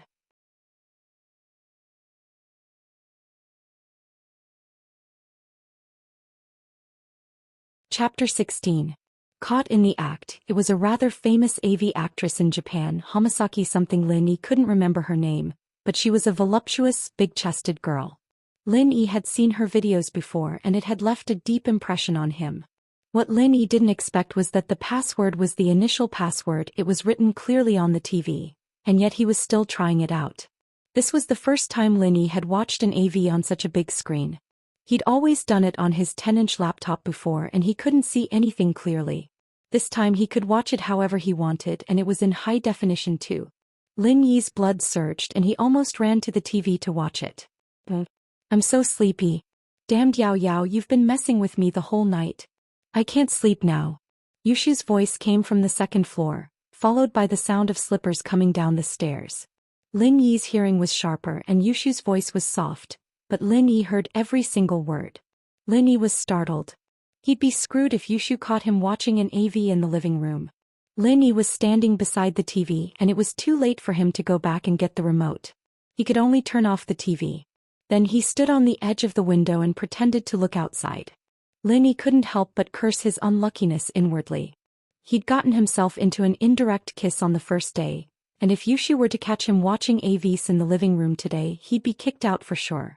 Lin Yi wasn't too keen on being the Mrs. Study companion, but the pay was high and he got to eat and drink well every day. It wasn't easy to find another job like this.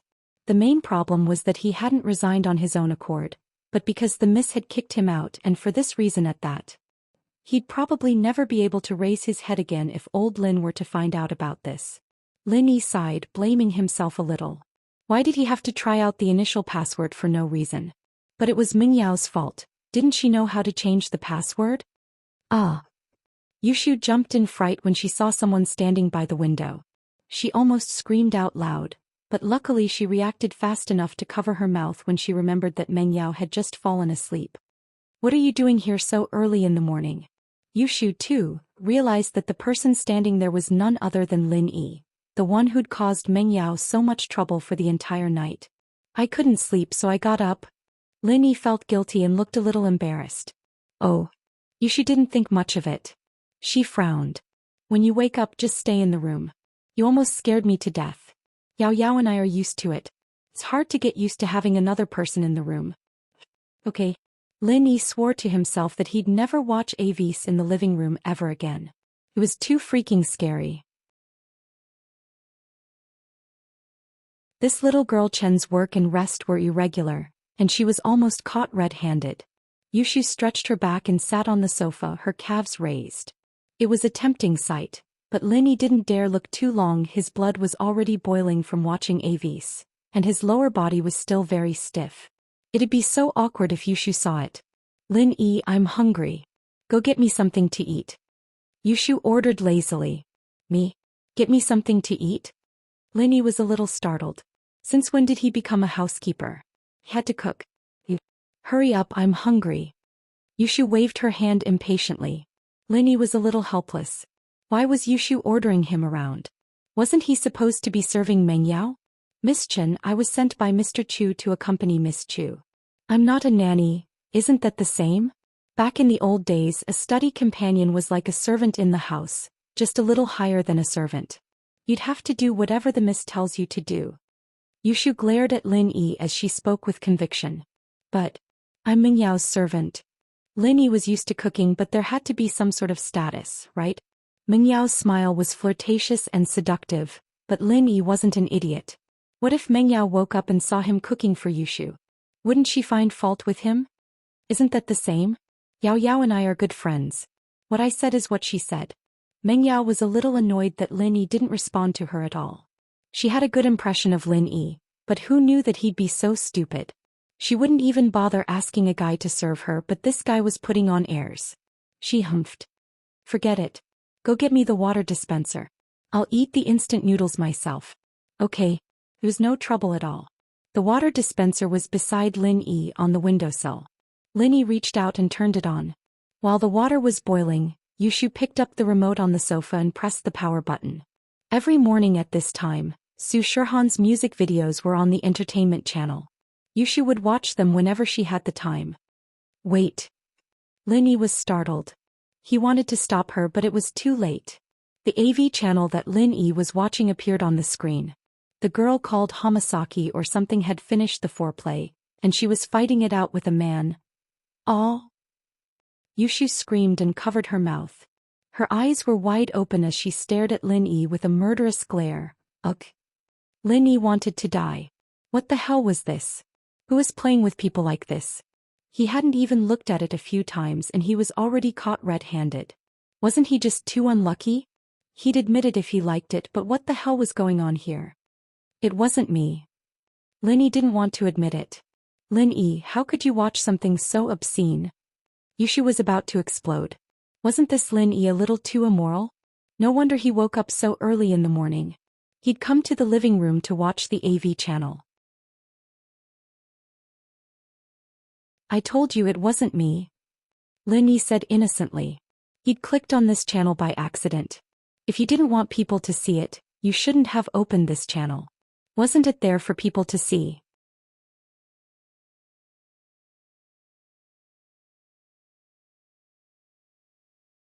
Chapter 17. Injustice, Part 2. Lin Yi wasn't expecting Yushu to remember it that clearly. There was no point in denying it now. He lowered his head and admitted it. Alright, it's an accident. I keyed in a random password out of curiosity. I didn't think I'd get into this channel. I didn't watch it, I turned it off when I saw it was this channel. Really? Yushu naturally didn't believe him. She looked at Lin Yi suspiciously. Of course it's true, Lin Yi said with a wronged look on his face. He was basically telling the truth. Yushu humphed coldly. She didn't want to argue with Lin Yi on this topic either. She picked up the remote from the coffee table and was about to change the channel when her eyes stopped on a ball of toilet paper on the coffee table. The toilet paper wasn't wrapped tightly and there was some sort of sticky liquid inside. What's this? Yushu's face went green as her voice started shaking. Good Lin Yi, you're actually in Yao Yao's house watching porn videos and doing something so despicable. What's wrong with me? Lin Yi blinked as he followed Yushu's line of sight to the coffee table. He remembered something when he saw the ball of toilet paper he'd used before. Fuck, it couldn't be that unlucky, could it? Lin Yi knew that Yushu must have misunderstood the situation, that ball of toilet paper, that sticky thing, and the AV video he'd watched. It was only natural that people would suspect something. Lin Yi felt like he'd been wronged. What the hell was going on? Yushu. Don't get the wrong idea. I've just come to the north and I'm not used to the climate here. I've got a cold and this is the paper I use to wipe my snot. You can look at it yourself if you don't believe me. Lin Yi said as he picked up the ball of toilet paper from the coffee table. Take it away. Yushu screamed. I don't want to see something that disgusting, Lin Yi, you bastard. Lin Yi felt a little awkward, but there was nothing he could do about it. Yushu didn't believe him and he couldn't just force her to see it, could he? She could only take the tissue away resentfully. Believe it or not, I'm really not. Yushu rolled her eyes as an idea came to her. I've changed my mind. I don't want instant noodles anymore. Go cook for me. Lin Yi was stunned and asked, why? Because I have your secret in my hands. If you don't go, I'll tell Uncle Chu that you've been fucking in front of the TV at home, scaring both Yao Yao and me. Yushu smiled evilly. A few black lines appeared on Lin Yi's forehead. He was wrongly accused. But how was he going to reason with this matter? If the old man found out, his life would be over. Lin Yi took 2 deep breaths and gritted his teeth. You win. Ruthless? Not as ruthless as you. You can even do something so shocking. Yushu didn't back down at all. Lin Yi was a little speechless. Although he admitted defeat, he didn't forget to take revenge on Yushu. But do you dare to eat the food made by my hands? Oh, no problem. The book said that it's all protein and eating it will make you look good. Yushu said nonchalantly. Lin Yi was completely speechless this time. Yushu was much harder to deal with than Meng Yao. Meng Yao hated him at most, but this girl was thinking of ways to mess with him. However, what surprised Lin Yi was that Yushu seemed to be a different person now.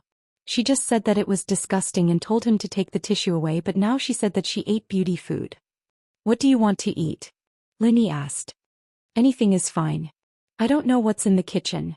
Go take a look. Yushu shifted her body into a more comfortable position, lying on the sofa seductively, her smooth calves peeking out of her pajamas.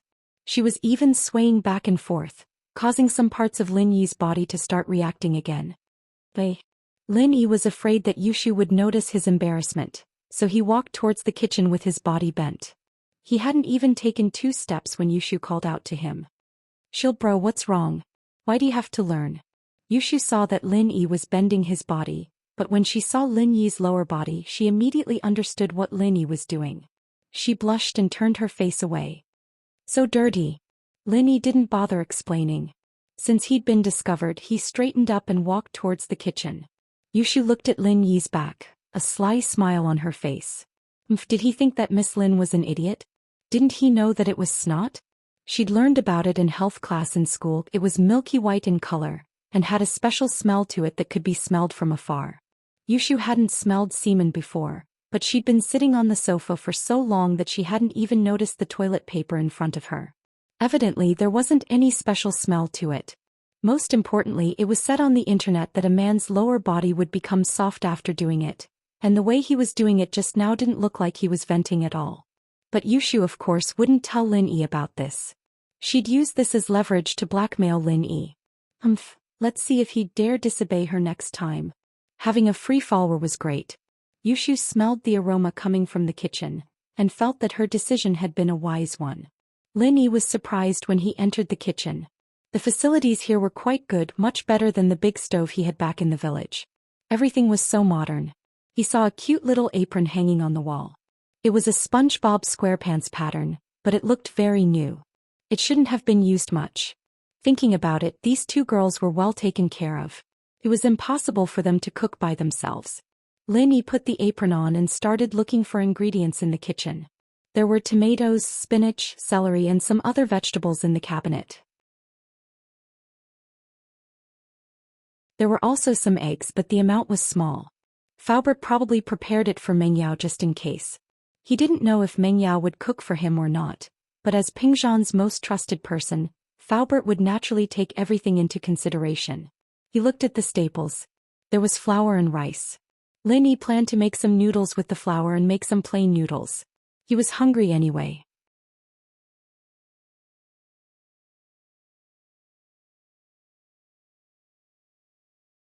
Chapter 18.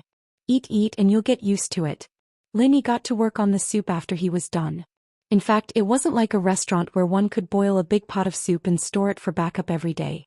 Lin Yi's soup stock was a box of Kalu soup broth he'd found in the cupboard, a concentrated type of soup stock. It was the first time Lin Yi had seen something like this, but it didn't look bad at all. The aroma wafted through the air as soon as it was put into the pot.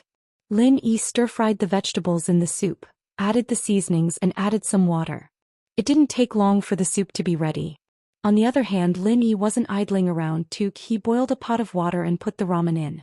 He flipped it open and scooped out the noodles, placing them into 2 bowls before pouring the broth over them. 2 bowls of fragrant Yangchun noodles were done.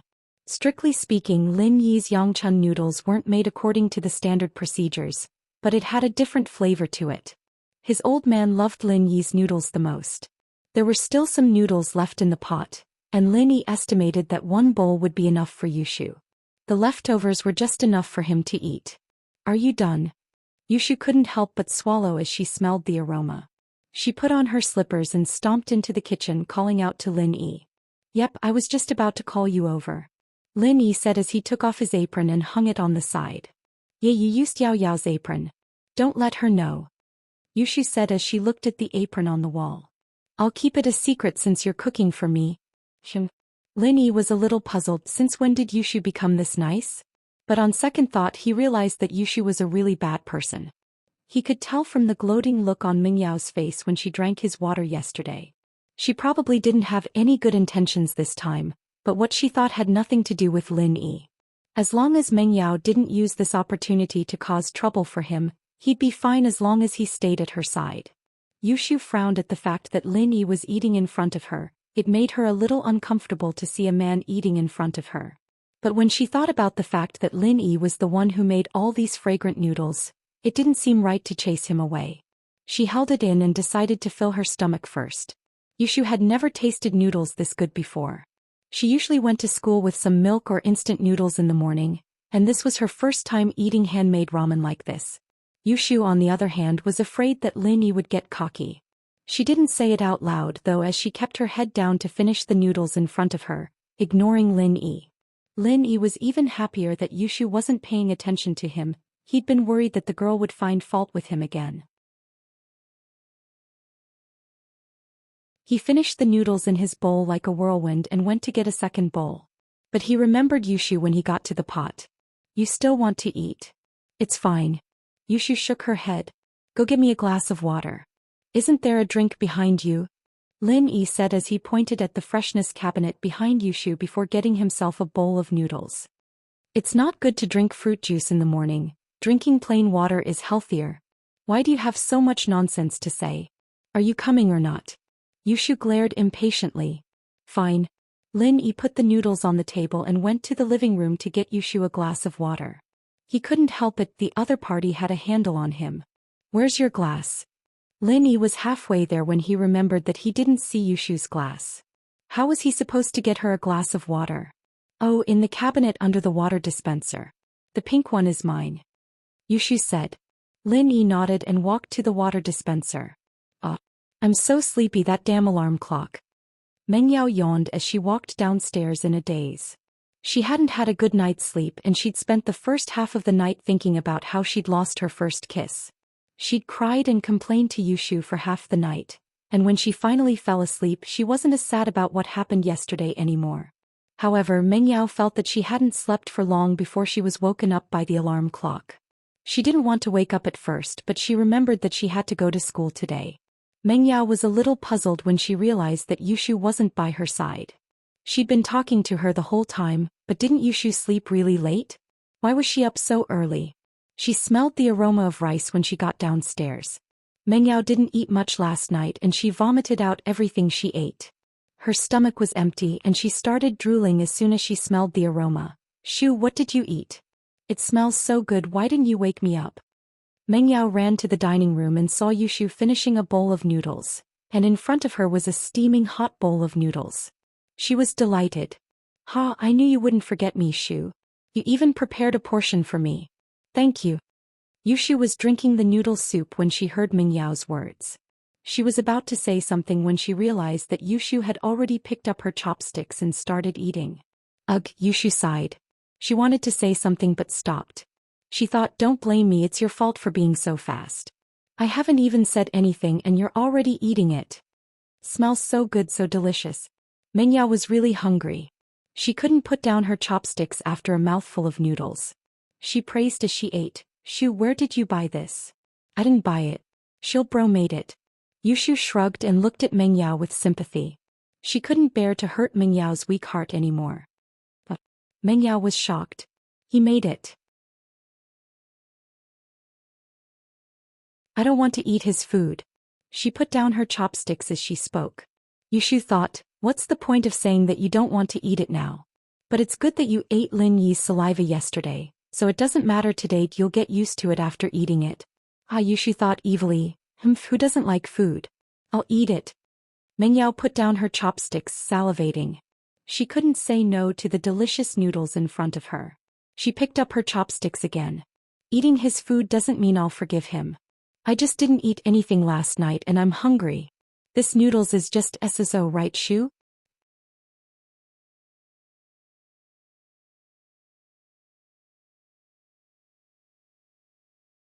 Chapter 19. Chapter 19. Wait, your water. Lin Yi made his way back to the dining room after pouring some water, only to find Meng Yao sitting in his seat eating his noodles. "Hey, Shu said the noodles you cooked for us were really good." Yushu turned around and took the cup of water from Lin Yi, glaring at him as if telling him to shut up. "Oh." Lin Yi nodded, understanding what Yushu was getting at. He wasn't full yet, he should have cooked more if he'd known. "What are you doing standing here? I can't eat with you standing here." Meng Yao hadn't noticed the little action between Lin Yi and Yushu, and frowned when she saw him standing there. Meng Yao wasn't used to letting men watch her eat. Lin Yi turned around and walked out of the dining room, heading back to his room. There was no need to get angry at a miss like that. Yushu was a little weird, but she was a lot easier to talk to than Meng Yao. Lin Yi decided to go back and pack his backpack. He'd finished all the high school courses by himself, but it was his first day at school anyway, he had to at least go through the motions, right? "So good. Is there more?" Meng Yao said, finishing the whole bowl of noodles. Not a single drop of soup was left. "Well, I'll ask Shield Bro to make more for you if you want more," Yushu said, puzzled. Why wasn't Meng Yao fat at all? Meng Yao ate more than her every time, but she was a few kilos thinner than her. Yushu wasn't fat actually, but she wasn't as tall as Meng Yao, and that was why she looked a little buxom. Fortunately, all the extra fat was on her breasts and buttocks, which made Yushu feel a little proud of herself. "Don't mention him," Meng Yao said, licking the soup off her chopsticks again, feeling a little regretful. Asking her to beg Lin Yi for help? Dream on. Yushu's face darkened at Meng Yao's action. "Why do you like Lin Yi's saliva so much, Yao Yao?" After the two finished the noodles, they went upstairs to wash up and change their clothes. Lin Yi, on the other hand, came to the dining room and cleaned up the dishes on the table. Of course, he didn't know that he didn't actually need to clean up. Faubert would send servants to clean the villa every day. However, Lin Yi was used to doing these things when he was at home, so he didn't find it inappropriate. When Lin Yi was washing the dishes, General Wei Wu sneaked into the kitchen. When he saw Lin Yi, he widened his eyes with hostility and looked at Lin Yi cautiously. Lin Yi couldn't be bothered with him. General Wei Wu saw that Lin Yi was ignoring it, so it stared at Lin Yi for a while and left. It had to be said that dogs were very sensitive animals. They could keenly sense existences that were more dangerous than themselves. It was just that Lin Yi didn't do anything aggressive, so General Weiwu didn't dare to provoke him. He quickly washed the dishes and put them into the disinfection cabinet.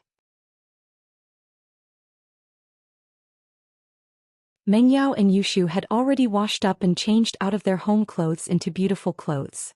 Although the school had a rule that all students should wear uniforms to school without any special circumstances, very few people followed this rule, especially high schoolers. They were more assertive and not as obedient as primary school students. Of course, there were exceptions such as Lin Yi. Lin Yi was very happy as he touched the material of the uniform. The quality was really good, much better than the clothes he brought. So to Lin Yi, this was the best piece of clothing he had. Lin Yi had worn a lot of high-end clothes when he went out with old Lin, but the old man always said that they were rented, and that he'd return them after the trip. At 7 sharp, Faubert's car appeared in front of the villa. Mengyao and Yushu carried their cute backpacks out of the villa, and Lin Yi followed behind them. Lin Yi sat in the front passenger seat and Mengyao and Yushu sat in the back. Faubert started the car slowly and asked Lin Yi, "How is it? Are you used to it?" "Good." Lin Yi nodded. "I'm not good." Mengyao didn't wait for Faubert to speak. "I'll call my dad right now. Mr. Chu went to Newport for a meeting this morning. He's on the plane now." Faubert said. Mr. Chu said that Lin Yi will be in charge of taking care of you when he's not here." "Him? Take care of me?" Mengyao's eyes widened. "Look at him, Faubert. How can he take care of me? I'm just passing on Mr. Chu's words. Mr. Chu trusts Mr. Lin Yi a lot." Faubert didn't understand what was so special about Lin Yi, but as Pingzhan's trusted follower he would support Pingzhan's decisions unconditionally. Mengyao pouted. She knew that Faubert was only her father's spokesperson, and he wouldn't do anything against her father's decisions. Her father was on the plane now and he wouldn't be able to pick up the phone. Mengyao could only hold it in for now. She'd bear with this bastard for a few more days until her father came back. She'd just have to use her coquettish methods to chase Lin Yi away. Mengyao's heart relaxed a little at the thought. Lin Yi had wanted to experience school life for a long time, but there wasn't a school in the village he lived in and there weren't many cultured people. Other than old Lin, there was only Buttface in the village, but Lin Yi taught him how to read. Thinking of Buttface, Lin Yi missed him. He wondered how he was doing now. The car stopped in front of the first middle school and Faubert parked the car. Lin Yi was about to get off the car but Mengyao stopped him. "Wait. Huh?"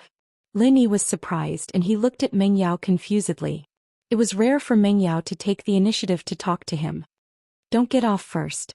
Wait until Shu and I enter the school before you get off. Otherwise people will misunderstand," Mengyao said in a domineering manner.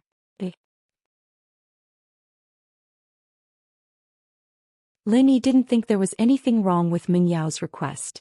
She was the miss and he'd do whatever she said. The Mrs. Temper is like this. She's very willful, please don't mind her, Mr. Lin." Faubert was helpless with the current situation. He could see that Mengyao was hostile to Lin Yi.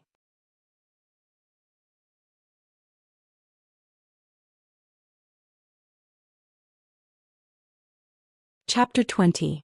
Chapter 20. The director's braid. This was the question Lin Yi had been thinking about since yesterday. Rather than a study partner like him, Pingzhan might as well have hired a high-level tutor for Mengyao. Besides, with Mengyao's status, grades weren't that important anymore. She'd get into a university no matter what, and even if she didn't make it, she'd still be able to get into one of the top universities with Pingzhan's connections. "You saw it too?" Faubert wasn't expecting Lin Yi to think of these things so quickly. "So that's how it is?" Lin Yi asked. "I don't really understand what Mr. Chu means actually." Faubert sighed. "I'm the closest person to Mr. Chu, but some of his deeper meanings aren't something I can understand." Lin Yi rolled his eyes at Faubert's pointless explanation. "But Mr. Chu told me to tell you to take good care of the miss and not think too much about it." Faubert repeated Pingzhan's words to Lin Yi. "Give her as much love as you can.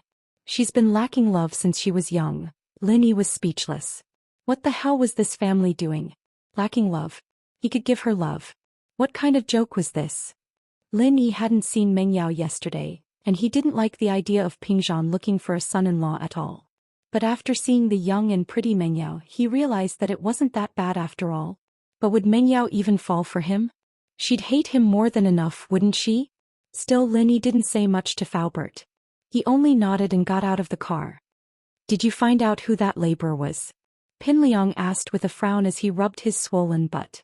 The man was the reason he hadn't been able to lie down and sleep the whole night.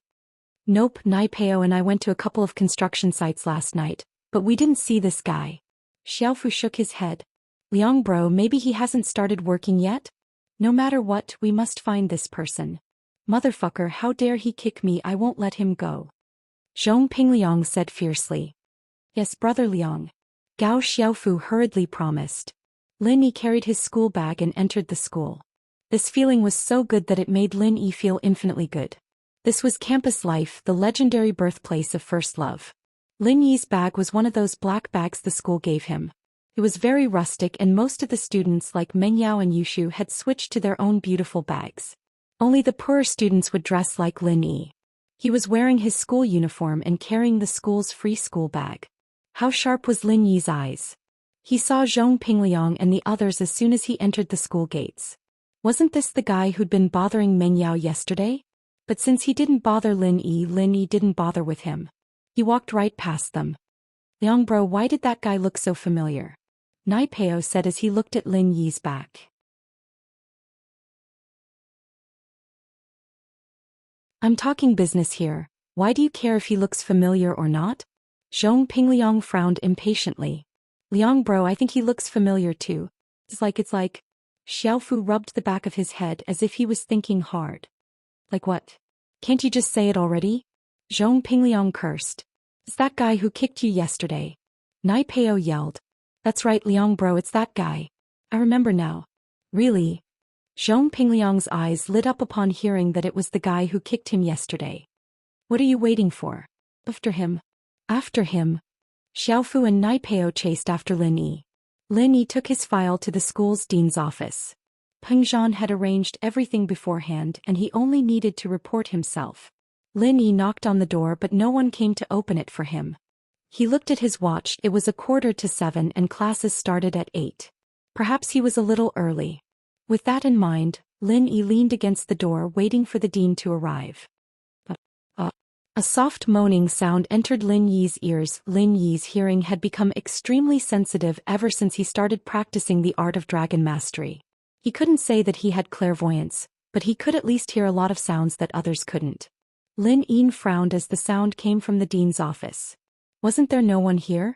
But Lin Yi seemed to have understood something and smiled faintly. At 8 sharp, the door to the dean's office opened, and a charming woman in her 30s carefully poked her head out of the office.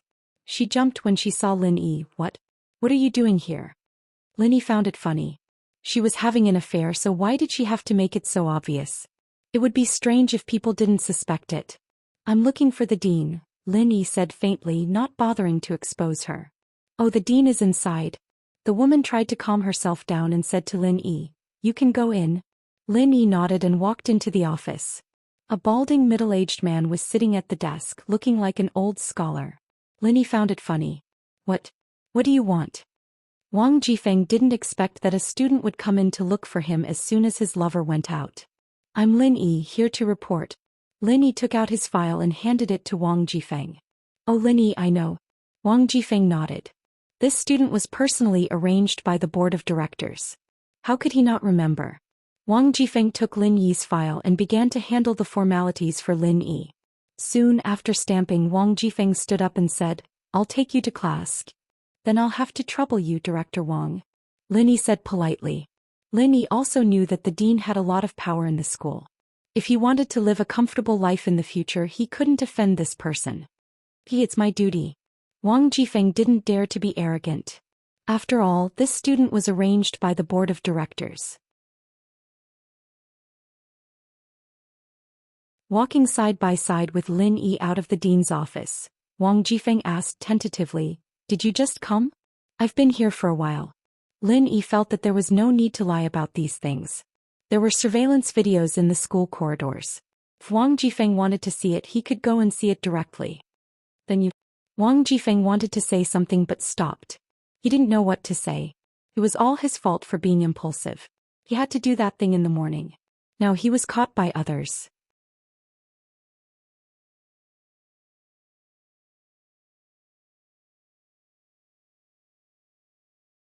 Chapter 21. A show of strength. Jifeng's eyes widened at Lin Yi's words. The kid must know something.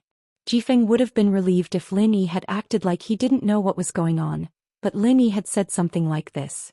Jifeng could tell what was going on no matter how stupid he was. Fortunately, Lin Yi's words meant that he didn't want to stick his nose in his business. Jifeng relaxed a little. If the principal or the board of directors were to find out about this, he'd be done for as a dean. Haha.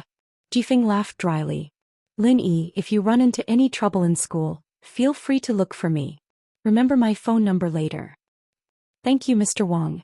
Lin Yi quickly put on a fearful expression as he thanked Jifeng. Lin Yi knew that his identity was a little special. He was here for Mengyao and it was only natural that he'd do something out of line. He couldn't go to Pingzhan and Faubert for help every time something happened, so he might as well use this opportunity to build a good relationship with Jifeng. It seemed like he'd achieved his goal. As long as he didn't go overboard, Jifeng would be able to take care of it for him. Lin Yi followed Jifeng to Class 5's classroom. Jifeng pushed the door open and waved at the homeroom teacher. This is the new transfer student Lin Yi. Please arrange a seat for him. Pinliang's eyes widened when he saw Lin Yi. That's right, wasn't this the kid who kicked him yesterday? He, Gao Xiaofu and Nai Peo had been chasing after him for half a day, but they'd let him slip away. Who would have thought that he'd come knocking on his door again? Lin Yi. My name is Lin Yi as in elegant. After a brief self-introduction, the homeroom teacher arranged for him to sit at a single table at the back of the class. The homeroom teacher understood that Lin Yi had some sort of background, but it wasn't the right time to arrange seats at the start of the school year. The homeroom teacher couldn't do anything about it now, so he had to force Lin Yi to sit at the back for now. Lin Yi, however, wasn't too particular about his seat. He nodded happily and walked to the last row of the class.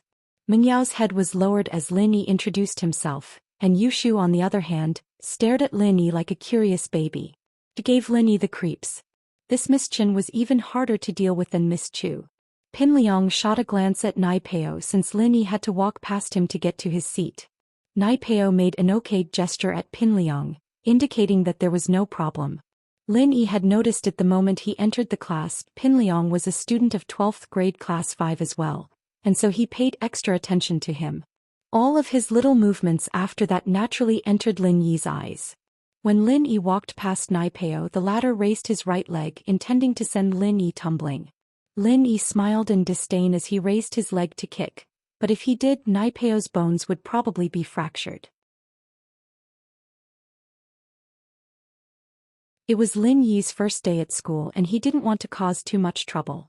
He stepped on Nai Peo's foot, causing him to yelp in pain. What's this? Lin Yi looked at Nai Peo, not knowing what was going on. Sorry, I stepped on your foot. Zhang Nai Peo, do you have a problem? The homeroom teacher Miss Lu knew what Nai Peo was like, but the kid had some background and he hung out with Pinliang all the time. Miss Lu couldn't say much. It's nothing. Nai Peo's face was red from the pain as he shook his head, suppressing the numbness in his foot. Naturally, he wouldn't tell the teacher what Lin Yi did. That'd be too embarrassing. Pinliang was quite far away, so he didn't know what happened between Lin Yi and Nai Peo, but when he saw that Lin Yi was fine and Nai Peo was the one making a fuss, he looked at Nai Peo with a reproachful gaze. Nai Peo couldn't say it out loud, so he could only stare at Lin Yi, thinking that he'd get back at him after class. He didn't know if Lin Yi was doing it on purpose or not, since Lin Yi didn't even look at his feet when he walked. His apologetic attitude made it seem like he really didn't know what was going on, and that made Nai Peo very depressed. Lin Yi's seat wasn't too far from Mengyao and Yushu, and he could see them as soon as he raised his head. It wasn't a bad choice since he could keep an eye on the two at all times. After all, his main responsibility was to take care of Mengyao and he was paid to do so. It was Lin Yi's first day at school. He'd never been to a classroom before and he'd only seen the classroom, the school and the students in the classroom from the internet. Lin Yi opened his bag and took out his physics textbook. The first class was physics and Lin Yi had confirmed it with the timetable. Today is Lin Yi's first day at school. I hope that everyone can take care of the new classmate. Also, I don't want to see anyone bully the new students. He's already a 12th grader and I don't want anyone to be unable to graduate because of this. Miss Lu still had to warn Pinliang and the others. Pinliang in particular was known as one of the big four in school, and bullying other students was nothing out of the ordinary for him. Of course, Pin Liang didn't seem to care about the warning. Lin Yi was flipping through his book when a small ball of paper fell on his desk. Lin Yi froze. This Zhang Naipeo couldn't be that bad, could he? Throwing a paper ball at him after getting stepped on? How was he at kindergarten level?